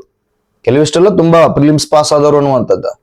ಹಾಗಾಗಿ ಇದು ಯೂಸ್ ಆಗುತ್ತೆ. ಈ ರಿಪೋರ್ಟ್ ಮೋಸ್ಟ್ ಇಂಪಾರ್ಟೆಂಟ್, ಮತ್ತೆ SI ಗೆ ಯೂಸ್ ಆಗತ್ತಾ, ಮೇನ್ಸ್ ಗೆ ಕೂಡ ಯೂಸ್ ಆಗತ್ತೆ ಇದು. ಹಾಗಾಗಿ ಎಕಾನಮಿ ಏರಿಯಾದಲ್ಲಿ ಏನಾಗತ್ತಪ್ಪ, ಈ ಯೂತ್ ಪವರ್, ಯುವಕರು ಮತ್ತು ಮಕ್ಕಳ ಸಂಖ್ಯೆ ಮತ್ತು ಹಬ್ಬಗಳು ಮತ್ತು ವಿವಿಧ ರೀತಿಯ ಆಚರಣೆಗಳು ಏನ್ ಮಾಡ್ತಾವ ಅಂದ್ರ ಹೈಯೆಸ್ಟ್ ಡಿಮಾಂಡ್ ಕ್ರಿಯೇಟ್ ಮಾಡ್ತವೆ. ಹೈಯೆಸ್ಟ್ ಡಿಮಾಂಡ್ ಎಕಾನಮಿಯಲ್ಲಿ ಹೈಯೆಸ್ಟ್, ಅತಿ ಹೆಚ್ಚು ಬೇಡಿಕೆಯನ್ನು ಸೃಷ್ಟಿ ಮಾಡ್ತಾವ. ಅತಿ ಹೆಚ್ಚು ಬೇಡಿಕೆ, ಅತಿ ಹೆಚ್ಚು ಬೇಡಿಕೆ ಎಕಾನಮಿಲಿ ಕ್ರಿಯೇಟ್ ಆಗ್ತದೆ. ಅತಿ ಹೆಚ್ಚು ಡಿಮಾಂಡ್ ಕ್ರಿಯೇಟ್ ಆಗ್ತಾನೆ, ಡಿಮಾಂಡ್ ತಕ್ಕಂತೆ ಸಪ್ಲೈ ಆಗ್ಬೇಕು, ಸಪ್ಲೈ ತಕ್ಕಂತೆ ಪ್ರೊಡಕ್ಷನ್ ಆಗ್ಬೇಕು. ನೋಡಲಿ, ಪ್ರೊಡಕ್ಷನ್ ಆಗ್ಬೇಕಿತ್ತಂದ್ರೆ ಅಲ್ಲಿ ಅವಾಗ ಏನಾಗುತ್ತಪ್ಪ ಅಂತಂದ್ರ ಈ primary sectors, secondary sectors, service sectors active ಆಗ್ತಾವ. ತುಂಬಾ ಹೈಯೆಸ್ಟ್ ಸ್ಪೀಡ್ ಆಗುತ್ತೆ ಎಕಾನಮಿ ಆಕ್ಟಿವಿಟೀಸ್. ಉದ್ಯೋಗಗಳು ಕ್ರಿಯೇಟ್ ಆಗ್ತದ, ಬಡತನ ನಿವಾರಣೆ ಆಗ್ತದೆ. ನೋಡ್ರಿ, ಇವೆಲ್ಲ ಸಮುದಾಯದಿಂದ ಇಡೀ ಜಗತ್, ನಮ್ಮ ದೇಶದ ಜನಸಂಖ್ಯೆ ಆಗಿರ್ಬೋದು, ನಮ್ಮ ಹಬ್ಬ ಹರಿದಿನಗಳು ಇಡೀ ಜಗತ್ತಿನ ಮೇಲೆ ಪ್ರಭಾವ ಇರ್ತಾವ. ನೋಡಿ, ನಮ್ಮ ದೇಶದಲ್ಲಿ ವೃದ್ಧರ ಸಂಖ್ಯೆ, ಮಕ್ಕಳ ಸಂಖ್ಯೆ ಕಡಿಮೆ ಆತಂದ್ರ ಎಲನ್ ಮಸ್ಕನಿಗೆ ಏನಾಗಿತ್ತು, ಚಿಂತೆ ಆಗಿತ್ತು. ಅಂದ್ರೆ ಅರ್ಥ ಮಾಡ್ಕೊಳ್ರಿ, ನಮ್ಮ ದೇಶದ ಜನಸಂಖ್ಯೆ ಮೇಲೆ ಇಡೀ ವರ್ಲ್ಡ್ ಎಕಾನಮಿ ನಿಂತೈತಿ, ನೆನಪಿರಲಿ. ಈ ಮೂರು ಕಂಟೆಂಟ್, ಯೂತ್ ಪವರ್ ಆಗಿರ್ಬೋದು, ಚಿಲ್ಡ್ರನ್ಸ್ ಆಗಿರ್ಬೋದು, ಈ ಕಸ್ಟಮ್ಸ್ ಆಗಿರ್ಬೋದು, ಆಚರಣೆ ಆಗಿರ್ಬೋದು, ಹಬ್ಬಗಳಾಗಿರ್ಬೋದು, festivals and customs, traditions, cultures, ಇವೆಲ್ಲ ಏನಾಗ್ತಾವಪ್ಪ ಅಂತಂದ್ರ ಇಡೀ ವರ್ಲ್ಡ್ ಅಲ್ಲಿ ಏನ್ ಕ್ರಿಯೇಟ್ ಮಾಡ್ತಾವ, ವಾಂಟ್. ಎಕಾನಮಿಲಿ ವಾಂಟ್ ಕ್ರಿಯೇಟ್ ಮಾಡ್ತದೆ. Want, want most important. Want ಬರೀ ವೃದ್ಧರಿದ್ರಪ್ಪ ಅಂತಾರ ಅವ್ರು ಬರೀ ನೀಡ್ ಕ್ರಿಯೇಟ್ ಆಗುತ್ತೆ, ಬರೀ ಅವಶ್ಯಕತೆಗೆ ಅಷ್ಟೇ ಬದುಕ್ತಿರ್ತಾರ ಅವ್ರು. ಇಲ್ಲಿ ವಾಂಟ್, ವಾಂಟ್ ಅಂದ್ರೆ ಬೇಕು ಬೇಕು ಎಂಬ ಬಯಕೆ, ಬೇಕು ಬೇಕು ಎಂಬ ಬಯಕೆಗಳು ವ್ಯಾಪಕ ಇರ್ತಾವ. ಯಾವಾಗ್ಲೂ ಬೇಕು ಬೇಕು ಎಂಬ ಬಯಕೆಗಳು ಇದಾವಲ್ಲ, ಈ ಬಯಕೆ ಏನ್ ಮಾಡ್ತದೆ, ಅತಿ ಹೆಚ್ಚು ಬೇಡಿಕೆಯನ್ನು ಸೃಷ್ಟಿ ಮಾಡ್ತದೆ. ಅತಿ ಹೆಚ್ಚು ಬೇಡಿಕೆಯನ್ನು ಸೃಷ್ಟಿ ಮಾಡ್ತದೆ. ಅತಿ ಹೆಚ್ಚು ಬೇಡಿಕೆಯನ್ನು ಸೃಷ್ಟಿ ಆಯ್ತಪ್ಪ ಅಂದ್ರ ಆ ಬೇಡಿಕೆ ತಕ್ಕಂತೆ ಸಪ್ಲೈ ಆಗ್ಬೇಕು, ಸಪ್ಲೈ ತಕ್ಕಂತೆ ಪ್ರೊಡಕ್ಷನ್ ಆಗ್ಬೇಕು, ಪ್ರೊಡಕ್ಷನ್ ತಕ್ಕಂತೆ ಏನಾಗು primary sectors, secondary sector active ಆಗ್ಬೇಕು, ಸರ್ವಿಸ್ ಸೆಕ್ಟರ್ ಆಕ್ಟಿವ್ ಆಗ್ಬೇಕು. ಅದಕ್ಕೆ ಅರ್ಥ ಮಾಡ್ಕೊಡ್ರಿ, ಮೋಸ್ಟ್ ಇಂಪಾರ್ಟೆಂಟ್ ಇದು. ಯಾಕೆ ಹೇಳ್ರಿ, ಯುವಕರಿಗೆ ಆಸೆ ಜಾಸ್ತಿ, ಎಂಜಾಯ್ ಮಾಡ್ಬೇಕನ್ನೋದು ಬಹಳ ಇರ್ತದ. ಹಲವು ರೀತಿಯ ಡ್ರೆಸ್ ಹಾಕೋಬೇಕು, ಶೂ ಹಾಕೋಬೇಕು, ಹಲವು ರೀತಿ ಎಂಜಾಯ್, ಲೈಫ್ ಫುಲ್ ಎಂಜಾಯ್. ಯಾಕಂದ್ರೆ ಲವ್ ಅನ್ನೋದು ಇಲ್ಲಿ ಕ್ರಿಯೇಟ್ ಆಗ್ತದೆ, ಹೈಯೆಸ್ಟ್ ಲವ್ ಅನ್ನೋದು ಕ್ರಿಯೇಟ್ ಆಗ್ತದೆ ಇಲ್ಲಿ. ಹುಡುಗಿಗೋಸ್ಕರ ಏನೆಲ್ಲ ಖರ್ಚು ಮಾಡ್ತಾನೆ, ಖರ್ಚು ಮಾಡಕತ್ತಾನ, ಎಕ್ಸ್ಪೆಂಡಿಚರ್ ಮಾಡಕತ್ತಾನ ಅಂತ. ವಾಂಟ್, ಬೇಕು ಬೇಕು, ಎಂಜಾಯ್ ಮಾಡ್ಬೇಕಂತ. ಇಲ್ಲಿ ಚಿಲ್ಡ್ರನ್ಸ್ ತಿನ್ಬೇಕು, ತಿನ್ನುವ ಹವ್ಯಾಸ ಬಹಳ ಇರ್ತಾವ. ಚಾಕ್ಲೇಟ್ ಆಗಿರ್ಬೋದು, ಇವತ್ತು ಐಸ್ ಕ್ರೀಮ್ ಉದ್ಯಮ ಜಾಸ್ತಿ, ice cream demand, ice cream industrial development ಆಗತೈತಿ ಅಂದ್ರ ಇಲ್ಲಿ ಮಕ್ಕಳು ಬೇಕು. ಮಕ್ಕಳು ಮೋಸ್ಟ್ ಇಂಪಾರ್ಟೆಂಟ್. ಚಾಕ್ಲೇಟ್ ಉದ್ಯಮ ಆಗಿರ್ಬೋದು, ಐಸ್ ಕ್ರೀಮ್ ಉದ್ಯಮ ಆಗಿರ್ಬೋದು, ಡೈರಿ ಮಿಲ್ಕ್ ಚಾಕ್ಲೇಟ್ ಆಗಿರ್ಬೋದು, ಇವೆಲ್ಲವೂ ಕೂಡ ಆಗತ್ತವ. ಅದ್ರಲ್ಲಿ ಮೇನ್ ಚಿಲ್ಡ್ರನ್ಸ್ ಡಿಮಾಂಡ್ ಕ್ರಿಯೇಟ್ ಆಗ್ತೈತಿ. ಇವತ್ತು ಕುರ್ಕುರಿಗೆ ಡಿಮಾಂಡ್, ಮ್ಯಾಗಿ, ಸ್ವಿಟ್ಜರ್ಲೆಂಡ್ ಮ್ಯಾಗಿ ಬರ್ತದ, ಆ ಮ್ಯಾಗಿಗೆ ಡಿಮಾಂಡ್ ಆಗತ್ತಪ್ಪ ಮಕ್ಕಳು ಇರೋದ್ರಿಂದಾನೆ. ಮಕ್ಕಳ ಟಾಯ್ಸ್, ಆಟಿಕೆ ಸಾಮಾನು, ಡ್ರೆಸ್ ಆಗಿರ್ಬೋದು, ಟೋಟಲ್ ಮಕ್ಕಳು ಮೋಸ್ಟ್ ಇಂಪಾರ್ಟೆಂಟ್. ತಿನ್ನೂ ಹವ್ಯಾಸ ಬಹಳ ಇರ್ತದ. ಇನ್ನು ಹಬ್ಬಗಳು ನೋಡ್ರಿ, ಹಬ್ಬಗಳು ಅತಿ ಹೆಚ್ಚು. ನೋಡಿ, ದೀಪಾವಳಿಗೆ ಬಂತ ಹಬ್ಬ, ಪ್ರತಿ ನೋಡಿ ಸೋಮವಾರದಿಂದ ಹಿಡಿದು ಸಂಡೇವರೆಗೆ ಒಂದೊಂದು ದಿನದ ಆಚರಣೆ ಐತಿ. ದೇವರ ಆಚರಣೆ ಮಾಡ್ತೀವಿ ನಾವು, ದೇವರ ಒಂದು ಭಕ್ತಿ ಇದೆ ನಮ್ಗೆ. ಸೋಮವಾರದಿಂದ ಸಂಡೇವರೆಗೆ ನೋಡಿ, ದೇವರಿಗೆ ಪೂಜೆ ಮಾಡಕತ್ತ ಏನೆಲ್ಲ ಬೇಕು ನೋಡ್ರಿ. ಕಾಯಿ, ಕರ್ಪೂರ, ಎಣ್ಣೆ, ಉದಿನ ಕಡ್ಡಿ, ಬಾಳೆಹಣ್ಣು, ಹೂವಿನಾರ, ಅವುಗಳನ್ನು ಮಾರೋರಿಗೆ ಎಷ್ಟು ಉದ್ಯೋಗ ಕ್ರಿಯೇಟ್ ಆಗ್ತದೆ, ಎಕಾನಮಿ ಡಿಮಾಂಡ್ ಕ್ರಿಯೇಟ್ ಆಗ್ತದೆ. ನೆನಪಿರ್ಲಿ, ನಮ್ಮ ದೇವಾಲಯಗಳು ನಿರ್ಮಾಣ ಮಾಡ್ತಾರ ಅಂತಾರ. ದೇವಾಲಯಗಳು ನಿರ್ಮಾಣ ಮಾಡೋದ್ರಿಂದ ಏನಾಗುತ್ತೆ ಗೊತ್ತಾ, ಎಕಾನಮಿಯಲ್ಲಿ ಡಿಮಾಂಡ್ ಕ್ರಿಯೇಟ್ ಆಗುತ್ತೆ. ಹೈಯೆಸ್ಟ್ ಡಿಮಾಂಡ್ ತಕ್ಕಂತ ಸಪ್ಲೈ ಪ್ರೊಡಕ್ಷನ್ಸ್. ಒಂದು ದೇವಸ್ಥಾನ ಇದೆಯಪ್ಪ ಅಂದ್ರ ಅಲ್ಲಿ ಸುತ್ತಮುತ್ತ ಜನಗರಿಗೆ ಉದ್ಯೋಗ ಕ್ರಿಯೇಟ್ ಆಗಿರ್ತೈತಿ. ಒಂದು ದೇವಸ್ಥಾನ ಇದೆಯಪ್ಪ ಅಂದ್ರೆ ಅಲ್ಲಿ ಅಗ್ರಿಕಲ್ಚರ್ ಆಕ್ಟಿವಿಟೀಸ್ ಕನೆಕ್ಷನ್ ಇದೆ, ಅಲ್ಲಿ ಇಂಡಸ್ಟ್ರಿಯಲ್ ಸೆಕ್ಟರ್ ಕನೆಕ್ಷನ್ ಇದೆ. ಅರ್ಥ ಮಾಡ್ಕೊಳ್ರಿ, ಸರ್ವಿಸ್ ಸೆಕ್ಟರ್ ಕನೆಕ್ಷನ್ ಇದೆ. ಈಗ ಒಂದ್ ದೇವಸ್ಥಾನಕ್ಕೆ ಹೋದಾಗ ಅಲ್ಲಿ ಕಾಯಿ, ಕರ್ಪೂರ, ಊದುಬತ್ತಿ, ಎಣ್ಣೆ ತಗೊಂಡೋಗ್ಬೇಕಲ್ಲ. ಎಣ್ಣೆ ಬರ್ಬೇಕಾದ್ರಲ್ಲಿ ಸೂರ್ಯಕಾಂತಿ ಬೆಳಿಬೇಕಲ್ಲ ಹೊಲದಲ್ಲಿ. ಆ ಸೂರ್ಯಕಾಂತಿ ತಂದು ಇಂಡಸ್ಟ್ರಿಯಲ್ಲಿ ಅದನ್ನ ಮಿಲ್ಲಲ್ಲಿ ಹಾಕ್ಬೇಕಲ್ಲ. ಅದ ಹಾಕಿ ರೆಡಿ ಎಣ್ಣೆ ಆದ ನಂತರ ಸರ್ವಿಸ್ ಸೆಕ್ಟರ್ ತಗೊಂಬಂದ ಅಂಗಡಿ ಹಾಕಿದಾಗ ಅವ್ರ ಏನ್ ಮಾಡ್ತಾರ, ಟ್ರಾವೆಲ್ ಮೂಲಕವಾಗಿನೇ ತಗೊಂಬಂದ್ ಕೊಡ್ತಾರ ನಮ್ಗೆ. ದೇವಸ್ಥಾನ ಅರ್ಥ ಮಾಡ್ಕೊಳ್ರಿ, ದೇವಸ್ಥಾನ ನೆಗೆಟಿವ್ ತಗೊಳಬಾರ್ದು ನೀವು. ದೇವಸ್ಥಾನಗಳು ನಿರ್ಮಾಣ ಮಾಡೋದ್ರಿಂದ ಏನು ಉಪಯೋಗ ಇಲ್ಲಲ್ಲ, ಉಪಯೋಗ ಹೈಯೆಸ್ಟ್ ಐತಿ. ಎಕಾನಮಿ ಸೈಕಲ್ ಸ್ಟಾರ್ಟ್ ಆಗ್ತಾವೆಲ್ಲ. ಅದಕ್ಕೆ ಅರ್ಥ ಮಾಡ್ಕೊಳ್ರಿ. ಸೊ ಇಲ್ಲಿ ನೋಡ್ರಿ, ಇಲ್ಲಿ ನಾನು ಈ ರಿಪೋರ್ಟ್ ನ ಪ್ರಕಾರ ನಾನು ಹೇಳ್ತಾ ಹೋದಾಗ ವೃದ್ಧರ ಸಂಖ್ಯೆ ಹೆಚ್ಚಿಗೆ ಆಗ್ತಾ ಇದೆ, ಮಕ್ಕಳ ಸಂಖ್ಯೆ ಹೆಚ್ಚಿಗೆ ಇಳಿಕೆ ಆಗತೈತಿ. ಮಕ್ಕಳ ಸಂಖ್ಯೆ ಇಳಿಕೆ ಆಗಿದ್ರೆ ಮುಂದೆ ಯುವಕರ ಸಂಖ್ಯೆನೂ ಕಡಿಮೆ ಆಗ್ತಾ ಬರ್ತದ. ಹಾಗಾಗಿ ಇದು ತುಂಬಾ ಡೇಂಜರ್. ಇದು ಈ ರಿಪೋರ್ಟ್ಸ್ ಇದೆ ಇಲ್ಲ, ನಮ್ಗೆ ಆತಂಕಕ್ಕೆ ದೂಡ್ತಾ ಇದೆ. ಡೆಮೋಗ್ರಫಿಯಲ್ಲಿ ಮುಂದೊಂದಿನ ಹಲವು ರೀತಿ ಸಮಸ್ಯೆಗಳನ್ನ ಎದುರಿಸ್ತೀವಿ ನಾವು. ಹಾಗಾಗಿ ಇವೆಲ್ಲ ಕಾರಣ ಏನಪ್ಪಾ ಅಂದ್ರ ಮಹಿಳೆಯರಲ್ಲಿ ಏನಾಗುತ್ತದಪ್ಪ ಅಂದ್ರ ಟೋಟಲ್ ಫರ್ಟಿಲಿಟಿ ರೇಟ್ ಡೌನ್ ಆಗ್ತಾ ಇದೆ. ಅದಕ್ಕೆ ಕಾರಣ ಏನು? ಸರಿಯಾದ ಟೈಮಿಗೆ ಮದುವೆ ಆಗ್ತಾ ಇಲ್ಲ, ಒಂದು ವ್ಯಾಯಾಮ ಇಲ್ಲ, ಎಕ್ಸರ್ಸೈಸ್ ಇಲ್ಲ, ಯೋಗ ಇಲ್ಲ, ಸರಿಯಾದ ಫುಡ್ ವ್ಯವಸ್ಥೆ ಇಲ್ಲ, ಮಧುಮೇಹ, ಸ್ಥೂಲಕಾಯ, ಇವೆಲ್ಲದರ ಹಿನ್ನೆಲೆಯಲ್ಲಿ ಏನಾಗ್ತಾ ಇದೆಪ್ಪ ಅಂತಂದ್ರ ಈ ಮಹಿಳೆಯರಲ್ಲಿ fertility rate, total fertility rate ಏನಾಗ್ತಾ ಇದೆಪ್ಪ ಅಂತಂದ್ರ ಡೌನ್ ಆಗ್ತಾ ಇದೆ. ಆದ್ರೆ ಇಂಡಿಯಾದ ಎಷ್ಟಿದೆಪ್ಪ 2.0 ಇದೆ ಟೋಟಲ್ ಫರ್ಟಿಲಿಟಿ ರೇಟ್. 2023-24 ಪ್ರಕಾರ ಫರ್ಟಿಲಿಟಿ ರೇಟ್ ಎಷ್ಟಿದೆ? 2.0 ಇದೆ. ಹಾಗಾದ್ರೆ ಕರ್ನಾಟಕದ ಎಷ್ಟಿದೆ ಅಂತಂದಾಗ ಕರ್ನಾಟಕದ ಎಷ್ಟಿದೆಯಪ್ಪ ಅಂತಂದ್ರ 1.8 ಐತಿ. 1.8 ಐತಿ ಕರ್ನಾಟಕದಲ್ಲಿ. ಹಾಗಾದ್ರೆ ಇಂಡಿಯಾದಲ್ಲಿ ನಾವು ನೋಡಿದಾಗ ಇಂಡಿಯಾದ ಫರ್ಟಿಲಿಟಿ ರೇಟ್ ಎಷ್ಟು? ಟೋಟಲ್ ಫರ್ಟಿಲಿಟಿ ರೇಟ್ ಎಷ್ಟಿದೆಯಪ್ಪ ಅಂತಂದಾಗ 2.0 ಇದೆ. ಹಾಗಾದ್ರೆ ರೂರಲ್ ಏರಿಯಾದಲ್ಲಿ ಹೋದ್ರೆ, ರೂರಲ್ ಏರಿಯಾ ಅಂದ್ರೆ ಗ್ರಾಮೀಣ ಭಾಗದಲ್ಲಿ ಹೋದ್ರೆ, ಗ್ರಾಮೀಣ ಭಾಗದಲ್ಲಿ ಹೋದ್ರೆ ಎಷ್ಟಿದೆ? 2.1 ಐತಿ. ಗ್ರಾಮೀಣದಲ್ಲಿ ಹೈಯೆಸ್ಟ್ ಐತಿ ನೋಡ್ರಿ, 2.1 ಐತಿ. ಇನ್ನ ನಗರದಲ್ಲಿ, ಅರ್ಬನ್ ನಲ್ಲಿ ನಗರದಲ್ಲಿ ಎಷ್ಟಿದೆ ಅಂದಾಗ ನಗರದಲ್ಲಿ ಎಷ್ಟಿದೆ ಅಂದ್ರೆ 1.6 ಐತಿ ನೋಡ್ರಿ, ಕಡಿಮೆ ಐತಿ. ನಗರ ಭಾಗದಲ್ಲಿ ಕಡಿಮೆ ಐತಿ. ಅಲ್ಲೇ ತಿಂದು ಅಲ್ಲೇ ಕೂರ್ತಾರ ನಗರದಲ್ಲಿ. ಮತ್ತೆ ಜಿಮ್ಮಿಗೆ ಹೋಗ್ಕವ, ಪಿಜ್ಜಾ ಬರ್ಗರ್ ತಿಂತಾರ. ತಿನ್ನೋದ್ರಿಂದ ಏನಾಗುತ್ತೆ? ಫರ್ಟಿಲಿಟಿ ರೇಟ್ ಕಡಿಮೆ ಆಗ್ತೈತಿ. ಇಲ್ಲಿ ಹೊಲಕ್ಕೆ ಹೋಗ್ತಾರೆ, ಹೆಚ್ಚು ಊಟ ಹೊಡಿತಾರೆ, ರೊಟ್ಟಿ, ಮೊಸರು, ಬಿಸಿ ಬಿಸಿ ರೊಟ್ಟಿ. ಫುಡ್ ಸಿಸ್ಟಮ್ ಚೆನ್ನಾಗಿದೆ ಅಲ್ಲಿ, ನೋಡಿರನಲ್ಲಿ. ಸ್ಥೂಲಕಾಯ, ಮಧುಮೇಹ ಹೈಯೆಸ್ಟ್ ಇರೋದು ನಗರ ಭಾಗದಲ್ಲಿನೇ. ಅರ್ಥ ಮಾಡ್ಕೊಟ್ಟು. 2.1 ಟೋಟಲ್ ಫರ್ಟಿಲಿಟಿ ಗ್ರಾಮೀಣ ಭಾಗದಲ್ಲಿ. ಇದು ಮೋಸ್ಟ್ ಇಂಪಾರ್ಟೆಂಟ್ ಅಂಕಿ ಸಂಖ್ಯೆ ಕೇಳ್ತಾನ ಎಕ್ಸಾಮ್ ನಲ್ಲಿ. ಹಾಗಾದ್ರೆ ಕರ್ನಾಟಕದಲ್ಲಿ ಗ್ರಾಮೀಣ ಭಾಗದಲ್ಲಿ, ರೂರಲ್ ಏರಿಯಾದಲ್ಲಿ ಕರ್ನಾಟಕದಲ್ಲಿ ಎಷ್ಟಿದೆ? ಕರ್ನಾಟಕದ ಒಂದು ಟೋಟಲ್ ಫರ್ಟಿಲಿಟಿ ರೇಟ್, ಒಟ್ಟು ಫಲವಂತಿಕೆ ದರ ಅಂತಾರೆ ಕನ್ನಡದಲ್ಲಿ ಎಷ್ಟಿದೆ? 1.8 ಐತಿ. ಹಾಗೆ ಗ್ರಾಮೀಣ ಭಾಗದಲ್ಲಿ 1.8 ಐತಿ. ಇನ್ನು ಅರ್ಬನ್ ಅಲ್ಲಿ ಎಷ್ಟಿದೆಪ್ಪ ಅಂತಂದಾಗ ನಗರದಲ್ಲಿ ಎಷ್ಟಿದೆ ಕರ್ನಾಟಕದಲ್ಲಿ ಅಂತಂದಾಗ 1.7 ಐತಿ. ಇದು ಮೋಸ್ಟ್ ಇಂಪಾರ್ಟೆಂಟ್. ಅರ್ಥ ಮಾಡು, ಇದು ಮೋಸ್ಟ್ ಇಂಪಾರ್ಟೆಂಟ್ ಅಂಕಿ ಸಂಖ್ಯೆ. ಹಾಗಾರ ಈ ಟೋಟಲ್ ಫರ್ಟಿಲಿಟಿ ಅನ್ನಕತ್ತಾರ ಸರ್, ಫರ್ಟಿಲಿಟಿ ರೇಟ್ ಅನ್ನಕತ್ತಾರ, ಒಟ್ಟು ಫಲವಂತಿಕೆ ದರ ಅಂದ್ರೆ ಏನು ಅಂತ ಗೊತ್ತಿಲ್ಲಲ್ಲ, ಹೇಳೇ ಇಲ್ಲ ಸರ್. ಈಗ ಹೇಳ್ತೀನಿ ನೋಡ್ರಿ.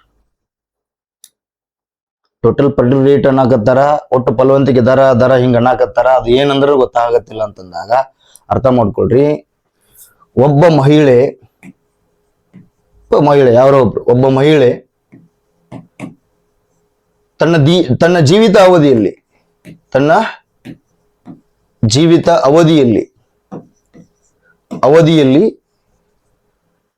15 ವರ್ಷದಿಂದ ಅಥವಾ 18 ವರ್ಷದಿಂದ ಇಂಡಿಯಾದಲ್ಲಿ ಹೋದ್ರೆ 49 ವರ್ಷದ ವಯೋಮಾನದ ಅವಧಿಯಲ್ಲಿ ಒಟ್ಟು ಮಕ್ಕಳನ್ನು ಹೊಂದುವ ಸರಾಸರಿ ಪ್ರಮಾಣ, ಒಟ್ಟು ಮಕ್ಕಳನ್ನು ಹೊಂದುವ ಸರಾಸರಿ ಪ್ರಮಾಣ ಇದನ್ನ ಟೋಟಲ್ ಫರ್ಟಿಲಿಟಿ ರೇಟ್ ಅಂತ ಕರೀತಾರೆ. ಒಟ್ಟು ಫಲವಂತಿಕೆ ದರ ಅಂತ ಕರೀತಾರೆ. ಮಕ್ಕಳನ್ನು ಹೊಂದುವ, ಮಕ್ಕಳನ್ನು ಹಡಿಯುವುದು. ಹಾಗಾಗಿ ಇದು ಇಂಡಿಯಾದಲ್ಲಿ ಎಷ್ಟಿದೆ? 2.0 ಇದೆ. 1992-93 ಅವಧಿಯಲ್ಲಿ ಎಷ್ಟಿತ್ತು? 3.4 ಇತ್ತು. ನೆನಪಿರಲಿ, ಮೋಸ್ಟ್ ಇಂಪಾರ್ಟೆಂಟ್. ಈ reports most important. Ministry of family health welfare ಅನ್ನುವಂತ ಮಿನಿಸ್ಟ್ರಿ ಏನ್ ಮಾಡ್ತದೆ? ಬಿಡುಗಡೆ ಮಾಡ್ತದೆ ಇದು. ಹಾಗಾಗಿ ಇದು ಮೋಸ್ಟ್ ಇಂಪಾರ್ಟೆಂಟ್. ಇದನ್ನ ಕ್ವಶನ್ಸ್ ಕೇಳ್ತಾನ, ಇದು ನೆನ್ಪಿಟ್ಕೊಳ್ರಿ. ಎಸ್, ನೆಕ್ಸ್ಟ್ ಟಾಪಿಕ್ ಹೋಗೋಣ. ಇನ್ನು ಸಿಪ್ರಿ ರಿಪೋರ್ಟಿಗೆ ಬರೋಣ. ಸಿಪ್ರಿ ರಿಪೋರ್ಟ್, ಸೆಕೆಂಡ್ ಸಿಪ್ರಿ 2026 2026 ಸಾಲಿನ ರಿಪೋರ್ಟ್ ಬಿಡುಗಡೆ ಮಾಡಿ. ಜನವರಿ ತನಕ ಇದು ಜನವರಿವರೆಗೆ ರಿಪೋರ್ಟ್ ಬಿಡುಗಡೆಯಾಗಿದೆ. ಇದನ್ನ stock home international fees research institute ಅಂತ ಕರೀತಾರೆ. ಸ್ಟಾಕ್ ಹೋಮ್ ಇಂಟರ್ನ್ಯಾಷನಲ್, ಇದರ ಲಾಂಗ್ ಫಾರ್ಮ್ ನೋಡ್ರಿ, stock home international fees research institute. ಇದು ವರದಿ ಬಿಡುಗಡೆ ಮಾಡಿದೆ. ವೆಪನ್ಸ್ಗೆ ಸಂಬಂಧಪಟ್ಟಂತ, ಆರ್ಮ್ಸ್ಗೆ ಸಂಬಂಧಪಟ್ಟಂತ, ಡಿಫೆನ್ಸ್ಗೆ ಸಂಬಂಧಪಟ್ಟಂತ ರಿಪೋರ್ಟ್ ಅನ್ನ ಬಿಡುಗಡೆ ಮಾಡ್ತದೆ. ಈ ರಿಪೋರ್ಟ್ ನ ಪ್ರಕಾರ ಇಂಡಿಯಾದಲ್ಲಿ ಈ ನ್ಯೂಕ್ಲಿಯರ್ ವಾರ್ ಹೆಡ್ಸ್ ಅಂದ್ರೆ ಅಣ್ವಸ್ತ್ರ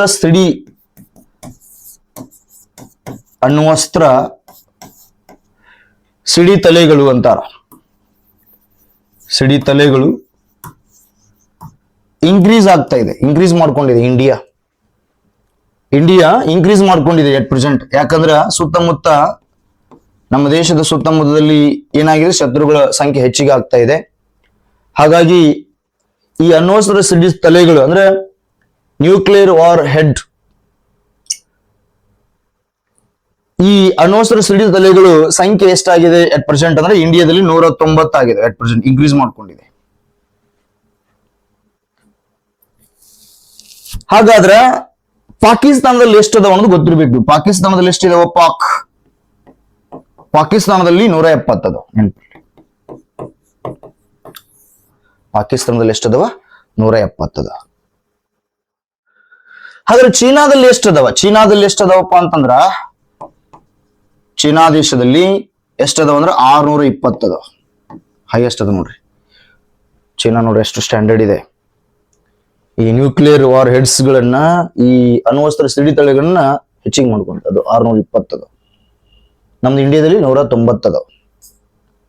ಪಾಕಿಸ್ತಾನದಲ್ಲಿ 170 ಅದ. ಹಾಗಾದ್ರೆ ಹೈಯೆಸ್ಟ್ ಈ ಅಣ್ವಸ್ತ್ರಗಳ ಸಿಡಿತಲೆಗಳನ್ನು ಹೊಂದಿರುವುದು ಯಾವುದಪ್ಪ ಅಂದ್ರೆ ರಷ್ಯಾ ದೇಶ ನೋಡ್ರಿ. ಹೈಯೆಸ್ಟ್ ರಷ್ಯಾ ದೇಶ ನ್ಯೂಕ್ಲಿಯರ್ಸ್ ವೆಪನ್ಸ್ ಗಳನ್ನ ಹೊಂದಿರುವಂತದ್ದು. ಹೈಯೆಸ್ಟ್ ಎಷ್ಟಂದ್ರೆ 4400 ಐತಿ. 4400 ಹೈಯೆಸ್ಟ್ ಅದು. ನಂತರದಲ್ಲಿ ಸೆಕೆಂಡ್ ಯಾವ್ದಪ್ಪ ಅಂದ್ರೆ ಯು ಎಸ್ ಎ ಐತಿ. USA ಎಷ್ಟದವಪ್ಪ ಅಂದ್ರ 3700 ಅದಾವ. 3700 ನೆನಪಿರ್ಲಿ. ಹಾಗಾದ್ರೆ ಮೂರನೇದು ಯಾವುದು? ಚೀನಾ. ಚೀನಾ ಎಷ್ಟೈತಿ? 620. ಹಾಗಾದ್ರೆ ನಮ್ಮ ಇಂಡಿಯಾದ ಎಷ್ಟೈತಿ ಇಲ್ಲಿ? 190. ರಿಪೋರ್ಟ್ಸ್ ಕೇಳ್ತಾನ, ನೆನ್ಪಿಟ್ಕೊಳ್ರಿ. ಈ ಸ್ಟಾಕ್ಹೋಮ್ ಈ ಸಿಪ್ರಿ ಇದೆಯಲ್ಲ, ಈ ಸಿಪ್ರಿ ಇಂಟರ್ನ್ಯಾಷನಲ್ ಮಟ್ಟದಲ್ಲಿ ಇದು Stockholm international fees research institute ಅಂತ ಕರೀತಾರ. ಇದು ಸ್ಥಾಪನೆ ಆಗಿದ್ದು ಯಾವಾಗ ಅಂದ್ರೆ 1966 ಜುಲೈ 1 ಸ್ಥಾಪನೆ ಆಗ್ತೈತಿ. ಸ್ವಿಟ್ಜರ್ಲೆಂಡ್ ಇದೆ. ಸೊ ಅಲ್ಲಿ ಸ್ಟಾಕ್ಹೋಮ್ನೇ ಅದಕ್ಕೆ ಕೇಂದ್ರ ಕಚೇರಿ ಇದೆ. ಸೋಲ್ನಾ ಅಂತಂದು, ಸೋಲ್ನಾ ಅನ್ನುವಂತ ಕೇಂದ್ರ ಕಚೇರಿ ಸೋಲ್ನಾ ಅನ್ನುವಂತ ಕೇಂದ್ರ ಕಚೇರಿ ಇದೆ. ಅಲ್ಲಿದೆ ಕೇಂದ್ರ ಕಚೇರಿ, ಸ್ಥಾಪನೆ ಆಗಿದ್ದು. ನೆನ್ಪಿಟ್ಕೊಡ್ರಿ, ಇದು ಕೂಡ ನೆನ್ಪಿಟ್ಕೊಡ್ರಿ. ಬಟ್ ಇದು reports most important. SIPRI report. Highest nuclear warheads ಗಳನ್ನ ಹೊಂದಿರುವಂತ ರಾಷ್ಟ್ರ ಯಾವುದು? ರಷ್ಯಾ. ಸೆಕೆಂಡ್ ಯಾವುದು? USA. ಥರ್ಡ್ ಯಾವುದು? ಚೀನಾ. ನಮ್ಮ ಇಂಡಿಯಾಕ್ಕೆ ಬಂದಾಗ ಎಷ್ಟಿದೆ? 190 ಸಿಡಿತಲೆಗಳನ್ನು ಹೊಂದಿದೆ. ಇಲ್ಲಿ ಪಾಕಿಸ್ತಾನ ಎಷ್ಟಿದೆ? 170 ಐತಿ. ನೆನ್ಪಿಟ್ಕೊಡ್ರಿ. ಇದು ಚೀನಾ, ಇಷ್ಟು ಸುತ್ತಮುತ್ತ ರಾಷ್ಟ್ರ. ಇನ್ನು ನೆಕ್ಸ್ಟ್ ಇದನ್ನ ನೋಡ್ತಾ ಹೋದಾಗ ಹೈಯೆಸ್ಟ್ ಈ ಸಿಪ್ರಿ ರಿಪೋರ್ಟ್ ಅನ್ನ ನೋಡಿದಾಗ, ಸಿಪ್ರಿ ರಿಪೋರ್ಟ್ ನ ಪ್ರಕಾರ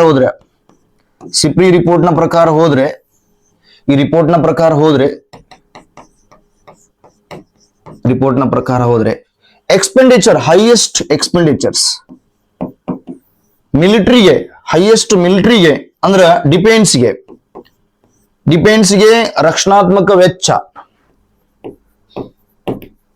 ರಕ್ಷಣಾತ್ಮಕ ವೆಚ್ಚವನ್ನ ಹೈಯೆಸ್ಟ್ ಮಾಡ್ತಾ ಇರೋದು ಯಾವ ರಾಷ್ಟ್ರ? ರಕ್ಷಣಾತ್ಮಕ ವೆಚ್ಚ ಹೈಯೆಸ್ಟ್ ಮಾಡ್ತಾ ಇರೋದು ಯಾವ್ದಪ್ಪ ಅಂತಂದ್ರೆ ಫಸ್ಟ್ USA. ಎಷ್ಟು ಮಾಡ್ದ? 90 ಲಕ್ಷ ಕೋಟಿ. 90 ಲಕ್ಷ ಕೋಟಿ ಏನ್ ಮಾಡ್ತಾ ಇದಪ್ಪ? ವೆಚ್ಚ ಮಾಡ್ತಾ ಇದೆ. 90 ಲಕ್ಷ ಕೋಟಿ.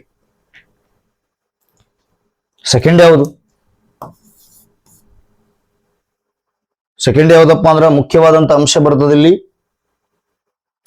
ರಷ್ಯಾ ಮಾಡ್ತಾ ಇದೆ. ಸೆಕೆಂಡ್ ಯಾವುದು? ಚೀನಾ. ಚೀನಾ ಮಾಡ್ತಾ ಇದೆ.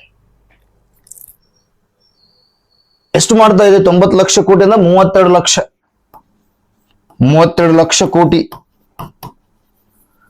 32 ಲಕ್ಷ ಕೋಟಿ ಎಕ್ಸ್ಪೆಂಡಿಚರ್ ಮಾಡ್ತಾ ಇದೆ. ಥರ್ಡ್ ಯಾವುದು? ಥರ್ಡ್ ಯಾವ್ದಪ್ಪ ಅಂದ್ರೆ ರಷ್ಯಾ. ರಷ್ಯಾ ಮಾಡ್ತಾ ಇದೆ ಥರ್ಡ್. ಎಷ್ಟು? 18 ಲಕ್ಷ ಕೋಟಿ. 18 ಲಕ್ಷ ಕೋಟಿ ಏನ್ ಮಾಡ್ತಾ ಇದೆ? ಖರ್ಚು ಮಾಡ್ತಾ ಇದೆ. ಹೈಯೆಸ್ಟ್ ಎಕ್ಸ್ಪೆಂಡಿಚರ್ಸ್, ವೆಚ್ಚ ಮಾಡ್ತಾ ಇರೋದು ರಷ್ಯಾ ಹೈಯೆಸ್ಟ್. ನೆನ್ಪಿಡ್ಕೊ. ಹಾಗಾದ್ರೆ ಫೋರ್ತ್ ಯಾವುದು?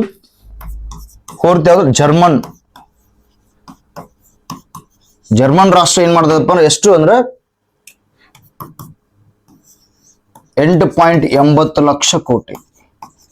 8.74 ಲಕ್ಷ ಕೋಟಿ. 8.74 ಲಕ್ಷ ಕೋಟಿ. ಫಿಫ್ತ್ ಯಾವುದು ಗೊತ್ತಾ? ಇಂಡಿಯಾನೇ, ನಮ್ಮ ಭಾರತ ದೇಶನೇ, ಇಂಡಿಯಾನೇ. ಎಷ್ಟು ಕೋಟಿ ಖರ್ಚು ಮಾಡ್ತಾ ಇದೆ? ಸೇಮ್ 8.74 ಲಕ್ಷ ಕೋಟಿ. 4 ಲಕ್ಷ ಕೋಟಿ. ಮೋಸ್ಟ್ ಇಂಪಾರ್ಟೆಂಟ್ ಇದು. ವರ್ಷದಿಂದ ವರ್ಷಕ್ಕೆ ಕೇಂದ್ರ ಸರ್ಕಾರ ತನ್ನ ಬಜೆಟ್ ನಲ್ಲಿ ರಕ್ಷಣಾತ್ಮಕ ವಲಯಕ್ಕೆ ಅತಿ ಹೆಚ್ಚು ಎಕ್ಸ್ಪೆಂಡಿಚರ್ ಮಾಡ್ತಾ ಬರ್ತಾ ಇದೆ. ಯಾಕಂದ್ರೆ ಮುಂದೆ ಯುದ್ಧ ಆಗುವಂತ ಸನ್ನಿವೇಶ ಜಾಸ್ತಿ ಕಾಣ್ತಾ ಇದೆ. ಯಾಕಂದ್ರೆ ಪಾಕ್ ಆಕ್ರಮಿತ ಪ್ರದೇಶವನ್ನು ವಶಪಡಿಸಿಕೊಳ್ಳುವಂತ ಗುರಿಯನ್ನು ಹೊಂದಿದ್ದಾರೆ. ಜೊತೆಗೇನೆ ಈ ಆಕ್ಸೈ ಚೀನಾ ಪ್ರದೇಶ ಅದನ್ನು ಕೂಡ ವಶಪಡಿಸಿಕೊಳ್ಬೇಕಂತ ಗುರಿಯನ್ನು ಹೊಂದಿದ್ದಾರೆ. ಮಿಷನ್ ಕಾಶ್ಮೀರ್ ಅನ್ನುವಂತ ಪ್ಲಾನ್ ಮಾಡಿಬಿಟ್ಟಿದ್ದಾರೆ ಆಲ್ರೆಡಿ. ಈಗ ಆ ಮಿಷನ್ ಕಾಶ್ಮೀರ್ ಅನ್ನೋದು ಪ್ಲಾನ್ 2 ಸ್ಟೇಜ್ ಅನ್ನು ಹೊಂದಿದೆ. ಒಂದು ಸ್ಟೇಜ್ ಏನಪ್ಪಾ ಅಂತಂದಾಗ ಈ ಜಮ್ಮು ಮತ್ತು ಕಾಶ್ಮೀರ್ಗೆ ಸಂಬಂಧಪಟ್ಟಂತ 370 ಮತ್ತು 35 ಏವಿದೆ ರದ್ದುಪಡಿಸಿದಾಗಿತ್ತು. ಅದನ್ನು ರದ್ದುಪಡಿಸಿದ್ರು ಅದನ್ನ 2019 ಆಗಸ್ಟ್ 5ರಲ್ಲಿ 2019 ಆಗಸ್ಟ್ 5ರಲ್ಲಿ 370 ಮತ್ತು 35 ಏವಿದೆನ ರದ್ದುಪಡಿಸಿದ್ರು. ಈಗ ನೆಕ್ಸ್ಟ್ ಸ್ಟೇಜ್ ಮಿಷನ್ ಕಾಶ್ಮೀರ್ನ ಸೆಕೆಂಡ್ ಸ್ಟೇಜ್ ಏನಪ್ಪಾ ಅಂತಂದಾಗ ಅಲ್ಲಿ ಪಾಕ್ ಆಕ್ರಮಿತ ಪ್ರದೇಶವನ್ನು ವಶಪಡಿಸಿಕೊಳ್ಳೋದು, ಇನ್ನೊಂದು ಆಕ್ಸೈ ಚೀನಾ ಪ್ರದೇಶವನ್ನು ವಶಪಡಿಸಿಕೊಳ್ಳೋದು. ಮತ್ತೆ ಇತ್ತೀಚಿನ ಮೊದಲು ನೋಡ್ರಿ ನೇಪಾಳ ಹೊಸ ನಕ್ಷೆಯನ್ನ ಬಿಡುಗಡೆ ಮಾಡಿ ಅಲ್ಲಿ ಲಿಪುಲೇಖ, ಕಾಲಪಾನಿ, ಲಿಪಿಯಾಂದರ ಅವೆಲ್ಲ ನಮಗೆ ಸಂಬಂಧಪಟ್ಟಿದ್ದು ಅಂತಂದು ನೇಪಾಳ ದೇಶ ಚಿಕ್ಕ ರಾಷ್ಟ್ರವು ಕೂಡ ನಮ್ಮ ಭಾರತ ದೇಶದ ಪ್ರದೇಶಗಳನ್ನು ಕೂಡ ತಮ್ಮದಂತಂದು ವಾದ ಮಾಡ್ತಾ ಇದೆ. ಇಂಥ ಚಿಕ್ಕ ಚಿಕ್ಕ ರಾಷ್ಟ್ರಗಳು ನಮ್ಮ ದೇಶದ ಮೇಲೆ ಈ ರೀತಿಯಾಗಿ ಮಾತಾಡಕತ್ತಾರಪ್ಪ ಅಂದ್ರೆ, ನಮ್ಮ ದೇಶದ ಮೇಲೆ ಆಕ್ರಮಣ ಮಾಡಿ ಈ ರೀತಿ ಮಾತಾಡಕತ್ತಾರಪ್ಪ ಅಂದ್ರೆ ಅರ್ಥ ಮಾಡ್ಕೊಡ್ರಿ ಎಲ್ಲಿ ಹೋಗ್ತಾ ಇದೆ ಅನ್ನುವಂಥದ್ದು. ಅದಕ್ಕೋಸ್ಕರನೇ ಕೇಂದ್ರ ಸರ್ಕಾರ ಪ್ರತಿ ವರ್ಷ ಬಜೆಟ್ ನಲ್ಲಿ ರಕ್ಷಣಾತ್ಮಕ ಸಂಬಂಧಪಟ್ಟಂತೆ ವೆಚ್ಚವನ್ನು ಹೈಯೆಸ್ಟ್ ಮಾಡ್ತಾ ಇದೆ. ಈಗ ಇಡೀ ವರ್ಲ್ಡ್ ಅಲ್ಲಿ ಹೈಯೆಸ್ಟ್ 5ನೇ ಸ್ಥಾನದಲ್ಲಿದೆ. ರಕ್ಷಣಾತ್ಮಕ ವೆಚ್ಚದಲ್ಲಿ 5ನೇ ಸ್ಥಾನವನ್ನು ಹೊಂದಿದೆ. ಇದು ಕೂಡ ಮೋಸ್ಟ್ 8.74 ಲಕ್ಷ ಕೋಟಿಯನ್ನ ಖರ್ಚು ಮಾಡ್ತಾ ಇದೆ. ನೆನ್ಪಿಟ್ಕೊಡಿ, ಇದು ಪಾಯಿಂಟ್ ಕೂಡ ನಿಮ್ಗೆ ನೆನಪಿರ್ಬೇಕು. ಹಾಗಾದ್ರೆ ಇಡೀ ಜಗತ್ತಿನಲ್ಲಿಯೇ ಹೈಯೆಸ್ಟ್ ಎಕ್ಸ್ಪೋರ್ಟ್ ಮಾಡ್ತಾ ಇರುವಂತದ್ದು, ಹೈಯೆಸ್ಟ್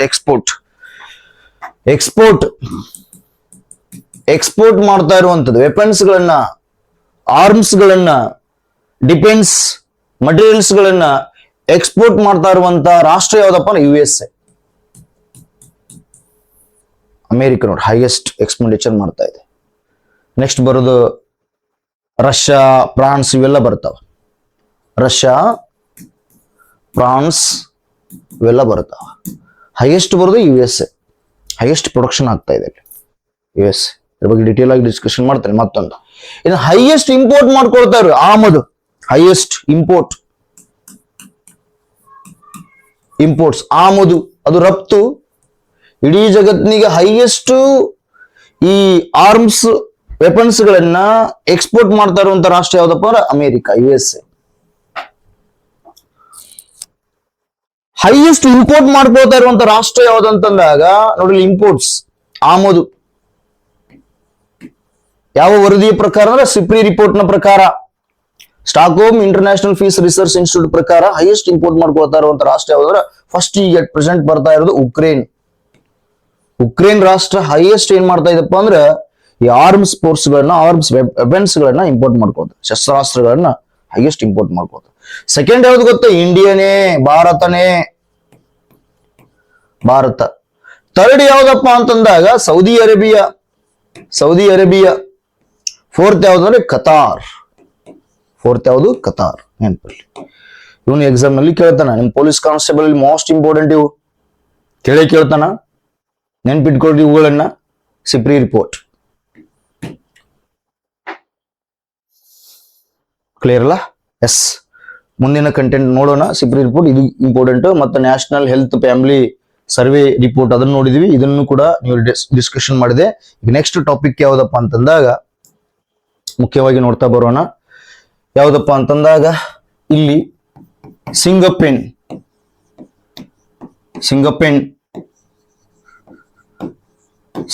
ಅನ್ನುವಂತ ಒಂದು ಕಾರ್ಯಪಡೆ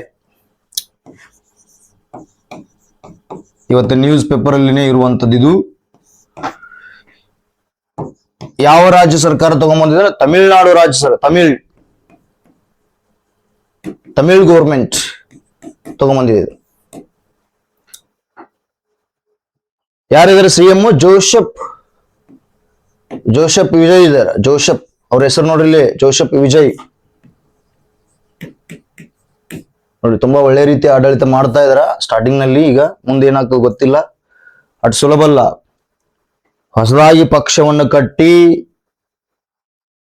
ಸರ್ಕಾರವನ್ನು ರಚನೆ ಮಾಡಿ ಸಿಎಂ ಆಗುವುದಷ್ಟು ಸುಲಭವಲ್ಲ. ಅದು ಅವಿರತ ಪ್ರಯತ್ನ, ಅವಿರತ ಶ್ರಮ ಬೇಕಾಗುತ್ತಲ್ಲಿ. ಹಾಗಾಗಿ ಅಷ್ಟೊಂದು ಜನಪ್ರಿಯ ನಟನಾದಂತ ಮತ್ತು ಒಳ್ಳೆ ರೀತಿ ಮನೋಭಾವನೆಯನ್ನು ಹೊಂದಿರುವಂತದ, ಸಮಾಜ ಸೇವೆ ರಾಜ್ಯ ಸೇವೆ ಮಾಡಲೇಬೇಕನ್ನುವಂತ ಒಂದು ಪಣ ತೊಟ್ಟಂತ ವ್ಯಕ್ತಿಯವರು. ಸ್ಥಳೀಯ ಸಮಸ್ಯೆಗಳಿಗೆ ಕಿವಿಗೊಟ್ಟು ರಾಜ್ಯದ ಸೇವೆಯನ್ನು ಮಾಡ್ತಾ ಹೊರಡ್ತಾ ಇದ್ದಾರೆ ಅವರು, ವಿಜಯ್ ಅವರನ್ನು.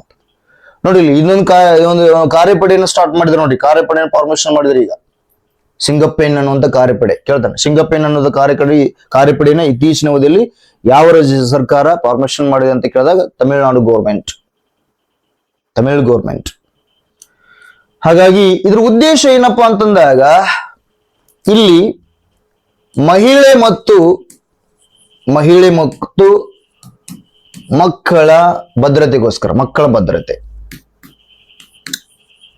ಇಲ್ಲಿ ಅಪರಾಧಗಳು ನಡೀತಾ ಇದಾವಲ್ಲ, ಅತ್ಯಾಚಾರ ನಡೀತಾ ಇದ್ವಲ್ವ, ಅಪರಾಧಗಳನ್ನ ಕಂಟ್ರೋಲ್ ಮಾಡುವ ಸಲುವಾಗಿನೇ ಇದನ್ನು ಜಾರಿಗೆ ತಂದಿದೆ. ಯಾವ ಗೌರ್ಮೆಂಟ್? ತಮಿಳುನಾಡು ಗೌರ್ಮೆಂಟ್. ಇದು ಮೋಸ್ಟ್ ಇಂಪಾರ್ಟೆಂಟ್. ಆನ್ಲೈನ್ ಅಲ್ಲಿ ಕೇಳ್ತಾ ಬರ್ತಾರ, ಇದು ಕೂಡ ಮೋಸ್ಟ್ ಇಂಪಾರ್ಟೆಂಟ್ ಆಗುತ್ತೆ. ನೆಕ್ಸ್ಟ್ ಟಾಪಿಕ್ ನೋಡೋಣ ನಾವು. ಮೇಕೆದಾಟು ಪ್ರಾಜೆಕ್ಟ್ ಕೇಳ್ತಾನೆ ಕ್ವಶನ್ಸ್. ಮೇಕೆದಾಟು ಯೋಜನೆ ನೋಡಿ, ಇದು ಮೋಸ್ಟ್ ಇಂಪಾರ್ಟೆಂಟ್. ಜಾಗೃತಿಗೂ ಹೆಲ್ಪ್ ಆಗುತ್ತೆ, ಜೊತೆಗಿನ ಇದು ಎಕಾನಮಿಯಲ್ಲಿ ಕೂಡ ಬರುತ್ತೆ, ಪೊಲಿಟಿಯಲ್ಲಿ ಕೂಡ ಬರುತ್ತೆ. ಡಿ.ಕೆ. ಶಿವಕುಮಾರ್ ಸಿಎಂ ಆದ ತಕ್ಷಣ ಇದನ್ನ ಜಾರಿಗೆ ತರ್ತಾರ ಅಂತಂದು ರಾಮನಗರದ ಜನ ಬಲವಾದ ನಂಬಿಕೆಯನ್ನು ಇಟ್ಕೊಂಡಿದ್ದಾರೆ. ಹಾಗಾಗಿ ಇದಕ್ಕೆ ಎಷ್ಟು ಖರ್ಚು ಆಗ್ಬೋದು ಅಂತಂದು ಅಂದಾಜು ಮಾಡ್ಯಾರಪ್ಪ ಅಂತಂದ್ರ ಸುಮಾರು ಅಂತ ಯೂಸ್ ಮಾಡ್ತೀನಿ, ಹೆಚ್ಚು ಕಡಿಮೆ ಆಗ್ಬೋದು 9,000ದಿಂದ 10,000 ಕೋಟಿ 10,000 ಕೋಟಿ ಏನಾಗುತ್ತೆ ಖರ್ಚಾಗ್ಬೋದು ಅಂತಂದು ಅಂದಾಜು ಮಾಡಿದ್ದಾರೆ ಅವರೀಗ. ಆಲ್ರೆಡಿ ಸುಪ್ರೀಂ ಕೋರ್ಟ್ ಹಸಿರು ನಿಶಾನೆ ತೋರಿದೆ ಮೇಕೆದಾಟು ಯೋಜನೆಯನ್ನ ಜಾರಿಗೆ ತರಲಿಕ್ಕೆ. ಕ್ಲಿಯರ್ ಅಲ್ಲ? ಹಾಗಾಗಿ ಇಲ್ಲಿ ಈ ವಿವಾದ ಇದೆ. ಮೇಕೆದಾಟು ಯೋಜನೆ ಯಾವ ರಾಜ್ಯಗಳ ಮಧ್ಯೆ ಅನ್ನೋದನ್ನ ನೀವು ಇಲ್ಲಿ ಅರ್ಥ ಮಾಡ್ಕೊಳ್ರಿ. ವಿವಾದ ಆಗ್ತಾ ಇದೆ. ಯಾಕೆ ನ್ಯೂಸ್ ಅಲ್ಲಿ ಇದೆ? ವಿವಾದ ಆಗ್ತಾ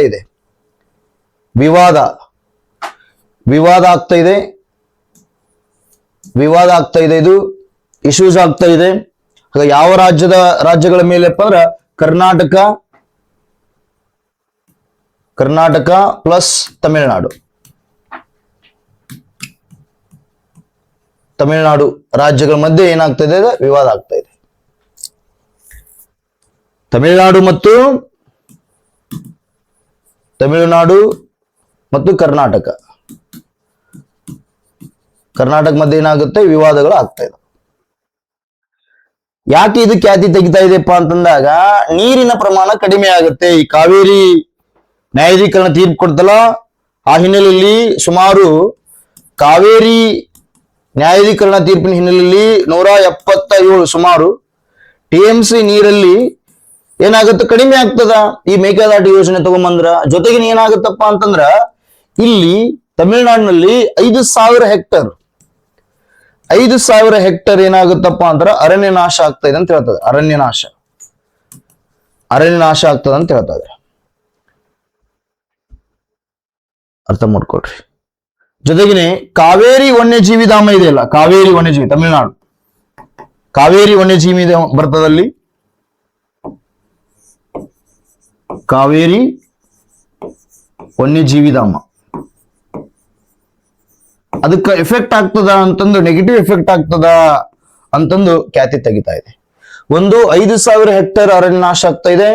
ನಮಗೆ ಕೊಟ್ಟಂತ ನೀರಿನ ಪ್ರಮಾಣದಲ್ಲಿ ಕೂಡ ವ್ಯತ್ಯಾಸ ಆಗ್ತದ, ಕಡಿಮೆ ಆಗ್ತದ. ಜೊತೆಗೆ ಕಾವೇರಿ ವನ್ಯಜೀವಿ ಧಾಮ ಕೂಡ ಎಫೆಕ್ಟ್ ಆಗ್ತದೆ, ನೆಗೆಟಿವ್ ಎಫೆಕ್ಟ್ ಆಗ್ತದೆ ಅಂತಂದು ಏನ್ ಮಾಡ ತಮಿಳುನಾಡು ರಾಜ್ಯ ತಕರಾರು ತೆಗಿತಾ ಇದೆ. ತಮಿಳುನಾಡು ರಾಜ್ಯ ತಕರಾರು ತೆಗಿತಾ ಇದೆ.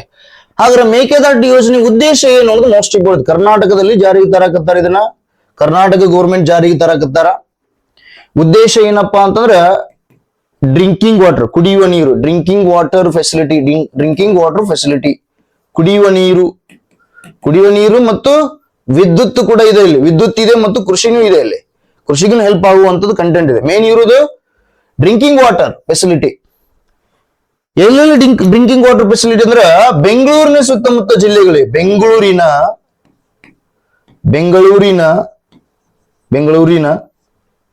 ಸುತ್ತಮುತ್ತ ಜಿಲ್ಲೆಗಳಿಗೆ,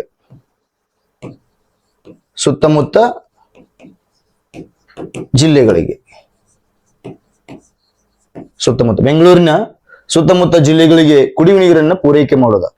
ಏನ್ ಸುತ್ತಮುತ್ತ ಜಿಲ್ಲೆ ಅಂತಂದ್ರೆ ರಾಮನಗರ ಅಂತ ಬರ್ತದ,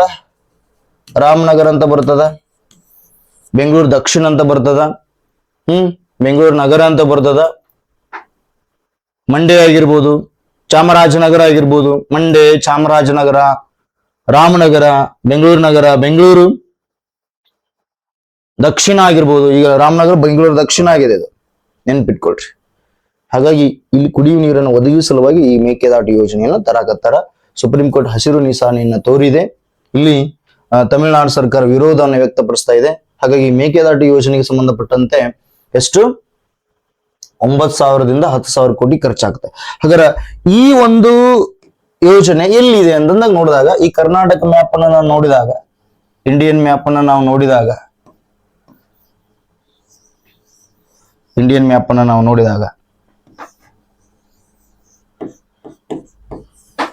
ಇಂಡಿಯಾ ತರ ತೆಗೆದಿದ್ದೀನಿ. ಇಂಡಿಯಾ ಇಲ್ಲಿ ಕರ್ನಾಟಕ ಬರ್ತದ, ಇಲ್ಲಿ ಕೇರಳ ಬರ್ತದೆ, ಇಲ್ಲಿ ಕೇರಳ, ಇದು ಕರ್ನಾಟಕ ಬರ್ತದ. ಇಲ್ಲಿ ತಮಿಳುನಾಡು ಬರ್ತದೆ, ತಮಿಳುನಾಡು ಬರ್ತದೆ, ಇದು ತಮಿಳುನಾಡು. ಈ ಭಾಗದಲ್ಲಿ ತಮಿಳುನಾಡು, ಈ ಭಾಗದಲ್ಲಿ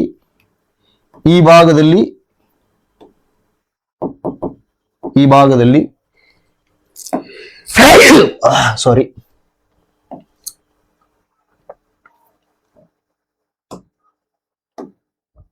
ನೋಡಿ ಈ ಭಾಗದಲ್ಲಿ ತಮಿಳುನಾಡು ಇದೆ. ಈ ಭಾಗದಲ್ಲಿ ಮೇಕೆದಾಟು ಅಣೆಕಟ್ಟನ್ನು ನಿರ್ಮಾಣ ಮಾಡ್ತಾ ಇದ್ದಾರೆ. ಮೇಕೆದಾಟು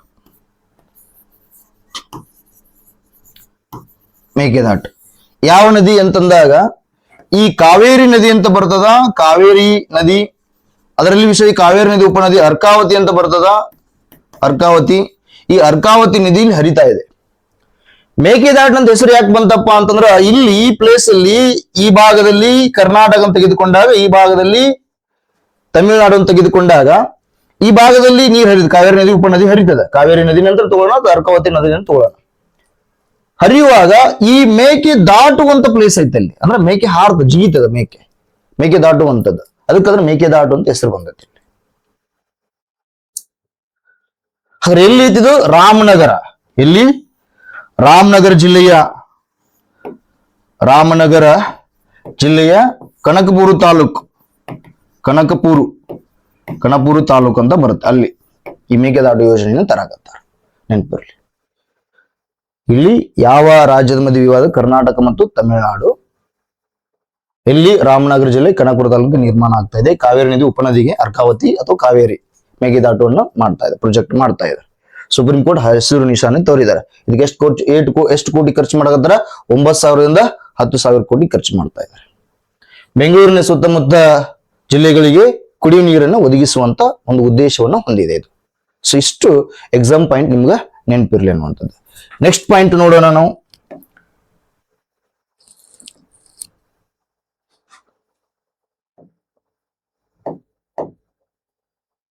ನೆಕ್ಸ್ಟ್ ನಾವು ಯಾವ ಟಾಪಿಕ್ ಬರೋಣ ಅಂತಂದ್ರೆ ಮುಖ್ಯವಾದಂತ ಅಂಶ. ಈಗ ಈ ಆರ್ ಬಿ ಅನ್ನೋದು ಬರ್ತದೆ, ಆರ್ ಬಿ ಐ ಬರ್ತದ. ಇಲ್ಲಿ ಮಾನಿಟರಿ ಪಾಲಿಸಿ ಕಮಿಟಿ ಅಂತ ಬರ್ತದ, ಇದ್ರ ಕಂಟ್ರೋಲ್ ಅಲ್ಲಿ ಬರ್ತದೆ, ಆರ್ ಬಿ ಐ ಕಂಟ್ರೋಲ್ ಅಲ್ಲಿ. ಈ ಮಾನಿಟರಿ ಪಾಲಿಸಿ ಕಮಿಟಿಯಲ್ಲಿ ಎಷ್ಟು ಸದಸ್ಯರು ಇರ್ತಾರಪ್ಪ ಅಂತಂದಾಗ ಅರ್ಥ ಮಾಡ್ಕೊಡ್ರಿ, ಮೋಸ್ಟ್ ಇಂಪಾರ್ಟೆಂಟ್ ಇದು. ಮಾನಿಟರಿ ಪಾಲಿಸಿ ಕಮಿಟಿ ಅಂತ ಬರ್ತದ, ಹಣಕಾಸು ಸಮಿತಿ ನೀತಿ ಅಂತ ಬರ್ತದ, ಹಣಕಾಸು ಸಮಿತಿ ನೀತಿ, ಹಣಕಾಸು ನೀತಿ ಸಮಿತಿ, ಹಣಕಾಸು ನೀತಿ ಸಮಿತಿ, ನೀತಿ ಸಮಿತಿ ಅಂತ ಬರುತ್ತೆ. ಇದ್ರ ಕೆಲಸ ಏನಪ್ಪಾ ಅಂತಂದಾಗ ಇದ್ರ ಉದ್ದೇಶ MPC, ಇದು ವರ್ಷಕ್ಕೆ 4 ರೀತಿ ವರದಿ, ವರ್ಷಕ್ಕೆ 4 ಸರಿ ಸಭೆ ಸೇರ್ತದೆ. ಸಭೆ ಸೇರಿ ಏನ್ ಮಾಡ್ತದ, ರಾಷ್ಟ್ರದ ಆರ್ಥಿಕ ಸಮಸ್ಯೆಗಳ ಕುರಿತು ಚರ್ಚೆ ಮಾಡ್ತದೆ. ಅದರಲ್ಲಿ ವಿಶೇಷವಾಗಿ ಯಾವುದ್ರ ಮೇಲೆ ಫೋಕಸ್ ಮಾಡ್ತದಪ್ಪ ಅಂತಂದ್ರೆ ಹಣದುಬ್ಬರದ ಮೇಲೆ. ಹಣದುಬ್ಬರ ನಿಯಂತ್ರಣಕ್ಕೆ ಸಂಬಂಧಪಟ್ಟಂತ ನಿರ್ಧಾರವನ್ನು ಕೈಗೊಳ್ಳುತ್ತದೆ. ಹಣದುಬ್ಬರದ ನಿಯಂತ್ರಣ ಒಂದು. ಹಣದುಬ್ಬರವನ್ನು ನಿಯಂತ್ರಿಸಿ ಆರ್ಥಿಕ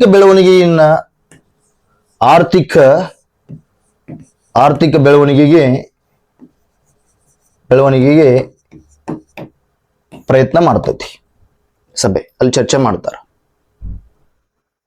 ಇದು ಮೋಸ್ಟ್ ಇಂಪಾರ್ಟೆಂಟ್. ಅಂದ್ರೆ ಅರ್ಥ, ಈ ಆರ್ ಬಿ ಐಗೆ ಸಂಬಂಧಪಟ್ಟ MPC ಏನ್ ಚರ್ಚೆ ಮಾಡ್ತದೆ ಅಂದ್ರೆ, ಈಗ ನ್ಯೂಸ್ ಪೇಪರ್ ಅಲ್ಲಿ ಅಂತ ನಾವು ತೆಗೆದುಕೊಂಡಾಗ ರೆಪೋ ರೇಟ್ ಅನ್ನುವುದು ಚರ್ಚೆಯಲ್ಲಿ ಆಗಿದೆ ನೋಡಿ. ರೆಪೋ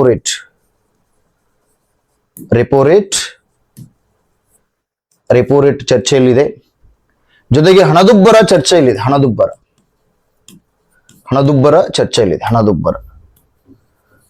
ಚರ್ಚೆಯಲ್ಲಿದೆ.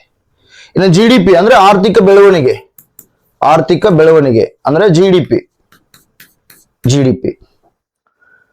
ಮುಂಚೆ RBI ಈ ವರದಿಯಲ್ಲಿ ಕೊಟ್ಟಂತ ಹಿನ್ನೆಲೆಯಲ್ಲಿ ಎಷ್ಟಿತ್ತು, ಮುಂಚೆ 6.9 ಅಂತ ಹೇಳಿತ್ತು GDP, ಆರ್ಥಿಕ ಬೆಳವಣಿಗೆ ಸಂಬಂಧಪಟ್ಟು GDP, ಗ್ರಾಸ್ ಡೊಮೆಸ್ಟಿಕ್ ಪ್ರಾಡಕ್ಟ್ ಅಂತ ಬರ್ತದ. ಎಷ್ಟು ಹೇಳಿತ್ತು, 6.9 ಆಗಿತ್ತು. ಈಗ ಏನ್ ಆಗಿದೆ, ಇವತ್ತು ನ್ಯೂಸ್ ಪೇಪರ್ ಅಲ್ಲಿ ಬಂದಾಗ 6.6 ಇಳಿಕೆ ಮಾಡೈತಿ. 6.6 ಇಳಿಕೆ ಮಾಡಿದೆ.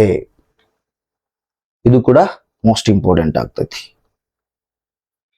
ಇನ್ನ ರೆಪೋ ರೇಟ್ ಎಷ್ಟಿದೆಪ್ಪ ಅಂತ ಹೇಳ್ತಾ ಇದ್ರಪ್ಪ ಅಂದ್ರೆ, ಇವತ್ತು ನ್ಯೂಸ್ ಪೇಪರ್ ಹೋದ್ರೆ 5.1 ಐತಿ.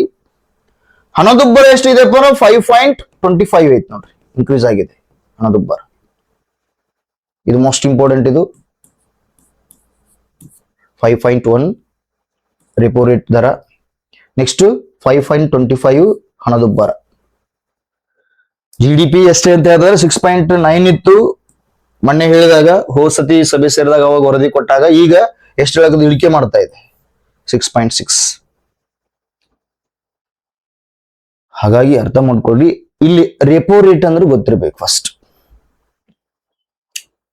ವಾಣಿಜ್ಯ ಬ್ಯಾಂಕ್ಗಳಿಗೆ ಅಲ್ಪಾವಧಿಗೆ ಸಾಲ ಕೊಡ್ತದ RBI. ಇದನ್ನ ಸೆಂಟ್ರಲ್ ಬ್ಯಾಂಕ್ ಅಂತ ಕರೀತಾರೆ. ಇದನ್ನ RBI ಅನ್ನ ವಾಣಿಜ್ಯ ಬ್ಯಾಂಕ್ಗಳಿಗೆ ಅಲ್ಪಾವಧಿಗೆ ಸಾಲ ಕೊಡ್ತದ. ಆ ಅಲ್ಪಾವಧಿಗೆ ಸಾಲದ ಮೇಲೆ ಏನ್ ಬಡ್ಡಿ ದರ ಹಾಕ್ತದಲ್ಲ, ಅದನ್ನ ಏನಂತ ಕರೀತಾರ, ರೆಪೋ ರೇಟ್ ಅಂತ ಕರೀತಾರೆ. ಈಗ ಎಷ್ಟಿದೆ, 5.1 ಐತಿ ಪ್ರೆಸೆಂಟ್ ಇವತ್ತು ನ್ಯೂಸ್ ಪೇಪರ್ ಪ್ರಕಾರ ನೋಡ್ರಿ. ಹಣದುಬ್ಬರ, ನಿನ್ನೆ ಬಗ್ಗೆ ಮಾತಾಡಿದ ಹಣದುಬ್ಬರ ಅಂದ್ರೆ ಇನ್ಫ್ಲೂಯೆನ್ಸ್ ಅಂತ ಕರೀತಾರ. ವಸ್ತುಗಳ ಬೆಲೆ ಏರಿಕೆಯಾಗಿ, ಹಣದ ಮೌಲ್ಯ ಇಳಿಕೆಯಾಗಿ, ಹಣದ ಹರಿವು ಹೆಚ್ಚಿಗೆ ಇರುವಂತ ಆರ್ಥಿಕ ವಿದ್ಯಮಾನವನ್ನ ಏನಂತ ಕರೀತಾರ ಅಂದ್ರೆ ಹಣದುಬ್ಬರ ಅಂತ ಕರೀತಾರೆ. ಹಾಗಾದ್ರೆ ಪ್ರೆಸೆಂಟ್ ಎಷ್ಟಿದೆ, 5.25 ಇದೆ ಹಣದುಬ್ಬರ. GDP ಬಗ್ಗೆ ಡಿಸ್ಕಷನ್ ಮಾಡೋದಾದ್ರ, GDP ಒಂದು ರಾಷ್ಟ್ರವು ಒಂದು ಆರ್ಥಿಕ ವರ್ಷದಲ್ಲಿ, ಆರ್ಥಿಕ ಪ್ರದೇಶದಲ್ಲಿ ಉತ್ಪಾದನೆ ಆಗುವ ಒಟ್ಟು ಸರಕು ಸೇವೆಗಳ ಮೌಲ್ಯವನ್ನು GDP ಅಂತ ಕರೀತಾರೆ. GDP ಮೀನ್ಸ್ ಆರ್ಥಿಕ ಬೆಳವಣಿಗೆ ರಿಲೇಟೆಡ್ ಆಗಿ, ಎಕಾನಮಿಕ್ ಗ್ರೌತ್ ರಿಲೇಟೆಡ್ ಇರುವುದು ಯಾವುದಂದ್ರೆ GDP. ಈ ಮಾನಿಟರಿ ಪಾಲಿಸಿ ಕಮಿಟಿಯಲ್ಲಿ ಡಿಸ್ಕಷನ್ ಮಾಡಿದ್ದಾರೆ.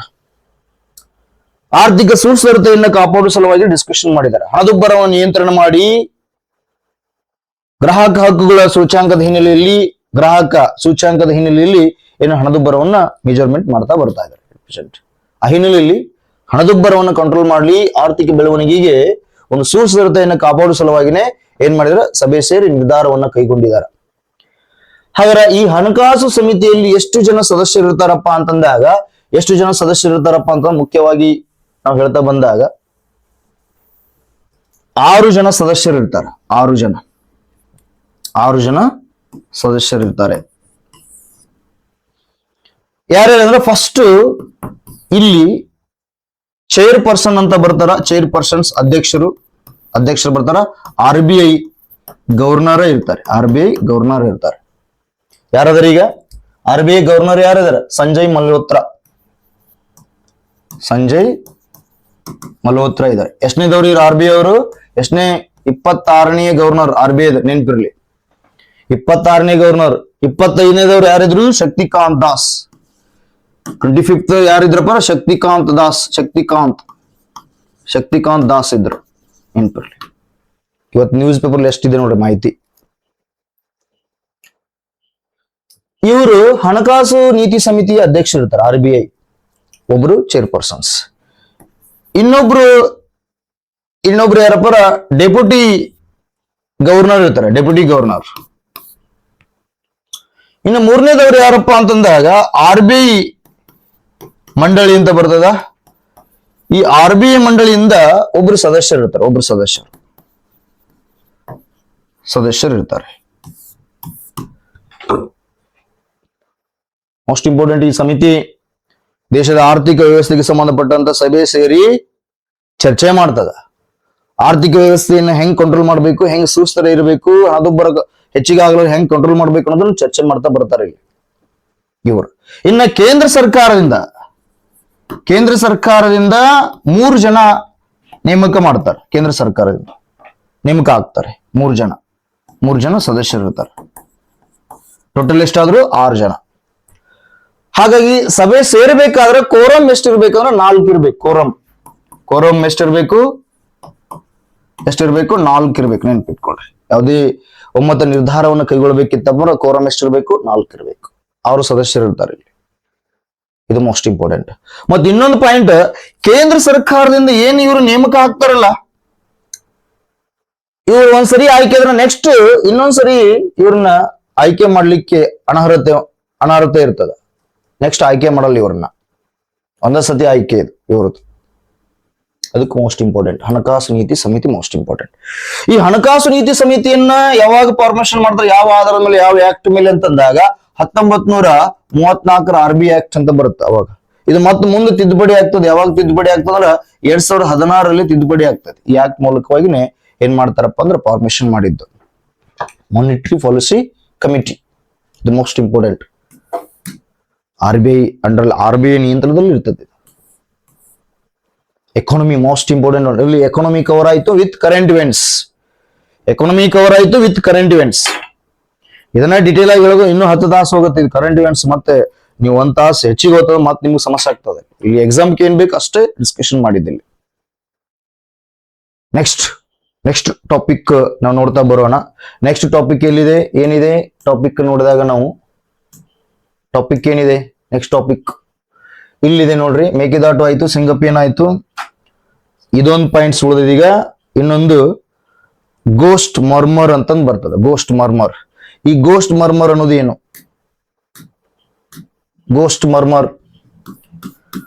ನೋಡ್ರಿ, ಗೋಸ್ಟ್ ಮರ್ಮರ್ ಅನ್ನುವಂಥದ್ದು ಮೋಸ್ಟ್ ಇಂಪಾರ್ಟೆಂಟ್. ಗೋಸ್ಟ್ ಟೆಕ್ನಾಲಜಿ ಇರುವಂತ ಒಂದು ಡಿಫೆನ್ಸ್ಗೆ ರಿಲೇಟೆಡ್ ಆದಂತ ಒಂದು ಟಾಪಿಕ್ ಇದು, ಸಾಧನ. ಗೋಸ್ಟ್ ಮರ್ಮರ್ ಇದನ್ನ ಪ್ರೊಡಕ್ಷನ್ ಮಾಡಿದ್ದು ಯಾವ ದೇಶಪ್ಪ? USA. ಯಾವ ದೇಶದಲ್ಲಿ ಇಲ್ಲ ಇದು ಗೋಸ್ಟ್ ಮರ್ಮರ್ ಅನ್ನುವಂಥದ್ದು. ಏನಿದು ಕಂಟೆಂಟ್ ಅಂದಾಗ ಡಿಫೆನ್ಸ್ ಅಲ್ಲಿ ವಿಭಿನ್ನವಾದಂತ ಒಂದು ಪರಿಕಲ್ಪನೆ ಇದು ಗೋಸ್ಟ್ ಮರ್ಮರ್ ಅನ್ನುವಂಥದ್ದು. USA ಪ್ರೊಡಕ್ಷನ್ ಮಾಡಿದೆ. ಹಾಗಾದ್ರೆ ಯಾವ ಟೆಕ್ನಾಲಜಿನ ಬಳಸಿಕೊಂಡು ಇದನ್ನು ನಿರ್ಮಾಣ ಮಾಡಿದಾರಪ್ಪ ಅಂತಾರ? ಕ್ವಾಂಟಮ್ ಮತ್ತು AI ಟೆಕ್ನಾಲಜಿಯನ್ನ ಬಳಕೆ ಮಾಡಿದ ನಿರ್ಮಾಣ ಮಾಡ್ಯಾರ.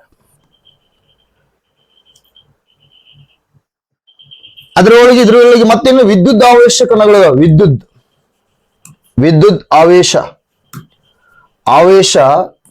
ಪರಿಕಲ್ಪನೆಯ ಹಿನ್ನೆಲೆಯಲ್ಲಿ ಏನ್ ಮಾಡಿದ್ರು, ರೆಡಿ ಮಾಡ್ಯಾರ. ಅಮೆರಿಕದಲ್ಲಿ ಐತಿ ಗೋಸ್ಟ್ ಮರ್ಮರ್.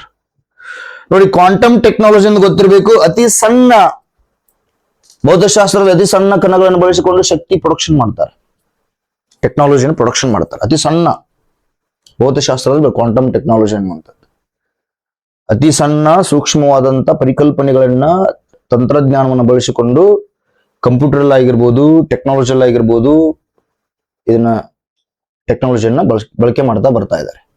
ಜೊತೆಗೇನೆ AI artificial intelligence most important. ಏನಿದು ಗೋಸ್ಟ್ ಮರ್ಮರ್ ಅಂತಂದ್ರೆ, ಇದರ ಕಂಟೆಂಟ್ ಹೇಳ್ಬಿಡ್ತು ನಿಮ್ಗೆ ಗೊತ್ತಾಗುತ್ತೆ. ಯಾವುದೇ ಒಬ್ಬ ವ್ಯಕ್ತಿ, ಅದು ಶತ್ರುಪಡೆನಾಗ್ಲಿ, ತಮ್ಮ ದೇಶದ ಸೈನಿಕನಾಗ್ಲಿ, ಶತ್ರು ಭಯದಿಂದ ಯಾರಿಗೂ ಗೊತ್ತಾಗದ ರೀತಿಯಲ್ಲಿ ಅಡಗಿ ಕುಳಿತುಕೊಂಡಿದ್ರಂದ್ರೆ, ಅವರ ಹೃದಯ ಬಡಿತದ ಕಂಪನ ಹಿನ್ನೆಲೆಯಲ್ಲಿ, ಅವರು ಅಡಿಗೆ ಕುಳಿತಿರ್ತಾರಲ್ಲ, ಅವರ ಹೃದಯ ಬಡಿತದ ಕಂಪನ ಹಿನ್ನೆಲೆಯಲ್ಲಿ ಆ ವ್ಯಕ್ತಿ ಇಲ್ಲೇ ಇದನ್ನಂತಂದು ಪತ್ತೆ ಹಚ್ಚುವಂತ ಸಾಧನೆ ಇದು ಗೋಸ್ಟ್ ಮರ್ಮರ್ ಸಾಧನ. ಟೆಕ್ನಾಲಜಿ ಕ್ವಾಂಟಮ್ ಟೆಕ್ನಾಲಜಿ ಮತ್ತು ವಿದ್ಯುತ್ ಅವಶ್ಯಕತೆಗಳನ್ನ ಬಳಕೆ ಮಾಡ್ತದೆ. ಇಲ್ಲಿ ನೆನ್ಪಿಟ್ಕೊಳ್ರಿ, ಅರ್ಥ ಮಾಡ್ತೀವಿ. ಗೋಸ್ಟ್ ಮರ್ಮರ್ನ ಕಾರ್ಯ ಏನಪ್ಪಾ ಅಂತಂದ್ರೆ, ಎಷ್ಟು ವೇಗವಾಗಿ ಕೆಲಸ ಮಾಡ್ತದ, ಎಷ್ಟು ಸೂಕ್ಷ್ಮವಾಗಿ ಕೆಲಸ ಮಾಡ್ತದಪ್ಪ ಅಂತಂದ್ರ, ಒಬ್ಬ ಶತ್ರುಪಡೆ ವ್ಯಕ್ತಿ ಆಗಿರ್ಬೋದು ಅಥವಾ ತಮ್ಮ ದೇಶದ ವ್ಯಕ್ತಿ ಆಗಿರ್ಬೋದು, ಶತ್ರುಪಡೆಯಿಂದ ಅಡಗಿ ಕುಂತಿರ್ತಾನ, ಅವನನ್ನು ಬಚಾವ್ ಮಾಡ್ಲಿಕ್ಕೆ ಇವ್ರೇನಾದ್ರೂ ಹೆಲಿಕಾಪ್ಟರ್ ಮೂಲಕವಾಗಿ ಹೋದ್ರು ಅಥವಾ ಈ ಜೆಟ್ ಮೂಲಕವಾಗಿ ಹೋದ್ರಪ್ಪ ಅಂತಂದಾಗ ಇಲ್ಲಿ ಇದನ್ನ ಬಳಕೆ ಮಾಡ್ತಾರ. ಬಳಕೆ ಮಾಡಿದಾಗ ಇದು ಏನ್ ಮಾಡ್ತದಪ್ಪ ಅಂದ್ರೆ ಕೆಲಸ, ಯಾರಿಗೂ ಕಣ್ಣಿಗೆ ಕಾಣದ ರೀತಿಯಲ್ಲಿ ಅಡಿಗೆ ಕುಳಿದಿರ್ತಾರಲ್ಲ, ಆ ವ್ಯಕ್ತಿಯ ಹೃದಯ ಬಡಿತ ಇದೆಯಲ್ಲ, ಆ ಹೃದಯ ಕಂಪನದ ಸೌಂಡ್ ಹಿನ್ನೆಲೆಯಲ್ಲಿನೇ ಏನ್ ಮಾಡ್ತಾನ, ಆ ವ್ಯಕ್ತಿ ಇಲ್ಲೇ ಇದಾನ, ನಿರ್ದಿಷ್ಟ ಪ್ಲೇಸ್ ಅಲ್ಲೇ ಇದಾನ ಅನ್ನೋದನ್ನ ಪತ್ತೆ ಹಚ್ತದೆ ಇದು ಗೋಸ್ಟ್ ಮರ್ಮರ್. ಇದನ್ನ ಪ್ರೊಡಕ್ಷನ್ ಮಾಡಿದಂತ ರಾಷ್ಟ್ರ ಯಾವ್ದಂದ್ರೆ US. Most important. Science and ಟೆಕ್ನಾಲಜಿಲಿ ಕೇಳ್ತಾರ ನಿಮಗ, ಡಿಫೆನ್ಸ್ ಟೆಕ್ನಾಲಜಿಲಿ ಕೇಳ್ತಾರೆ. ಡಿಫೆನ್ಸ್ ಟೆಕ್ನಾಲಜಿಲಿ ಎಕ್ಸಾಮ್ ನಲ್ಲಿ ಕೇಳ್ಬೋದು, ಪೊಲೀಸ್ ಕಾನ್ಸ್ಟೇಬಲ್ ಕೇಳುವಂತ ಚಾನ್ಸಸ್ ಇದೆ. ಡೈರೆಕ್ಟ್ ಕೇಳೋದನ್ನ. ಗೋಸ್ಟ್ ಮರ್ಮರ್ ಅನ್ನೋದು ಇತ್ತೀಚಿನ ಸುದ್ದಿಯಲ್ಲಿತ್ತು. ಇದು ಯಾವ ರಾಷ್ಟ್ರ ಪ್ರೊಡಕ್ಷನ್ ಮಾಡಿದೆ ಅಂತ ಕೇಳಿದಾಗ US. ಇದು ಯಾವ ಟೆಕ್ನಾಲಜಿ ಪ್ರೊಡಕ್ಷನ್ ಮಾಡ್ಯಾರಪ್ಪ ಅಂತಂದಾಗ, ಕ್ವಾಂಟಮ್ ಮತ್ತು AI ಟೆಕ್ನಾಲಜಿಯನ್ನು ಬಳಸಿಕೊಂಡು ಇದನ್ನು ಪ್ರೊಡಕ್ಷನ್ ಮಾಡ್ಯಾರ. ಇಷ್ಟು ಪಾಯಿಂಟ್ ಗೊತ್ತಿದ್ರೆ ಸಾಕು. ಅಪ್ಡೇಟ್ ಟೆಕ್ನಾಲಜಿ ಇದು ಡಿಫೆನ್ಸ್ ಟೆಕ್ನಾಲಜಿಯಲ್ಲಿ ಅನ್ನುವಂಥದ್ದು. ನೆಕ್ಸ್ಟ್ ಬರ್ತಾ ಇರೋದು, ನೆಕ್ಸ್ಟ್ ಟಾಪಿಕ್ ಯಾವುದಪ್ಪ ಅಂತಂದಾಗ, ಮುಖ್ಯವಾದಂತ ಅಂಶ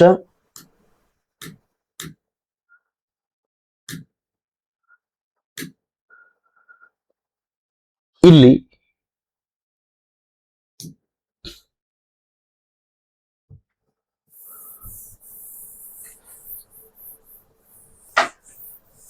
ಇನ್ನೊಂದು ಲಾಸ್ಟ್ ಪಾಯಿಂಟ್, ಇದು ಜೋಜಿಲ ಸುರಂಗ ಮಾರ್ಗ. ಜೋಜಿಲ ಸುರಂಗ ಮಾರ್ಗ.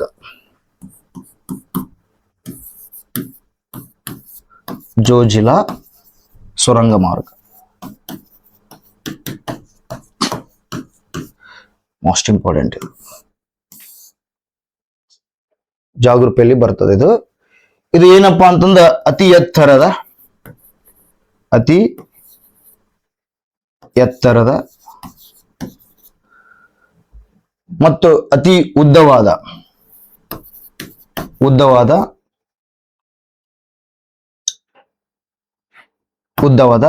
ದ್ವಿಮುಖ ರಸ್ತೆಯನ್ನ ಹೊಂದಿರುವ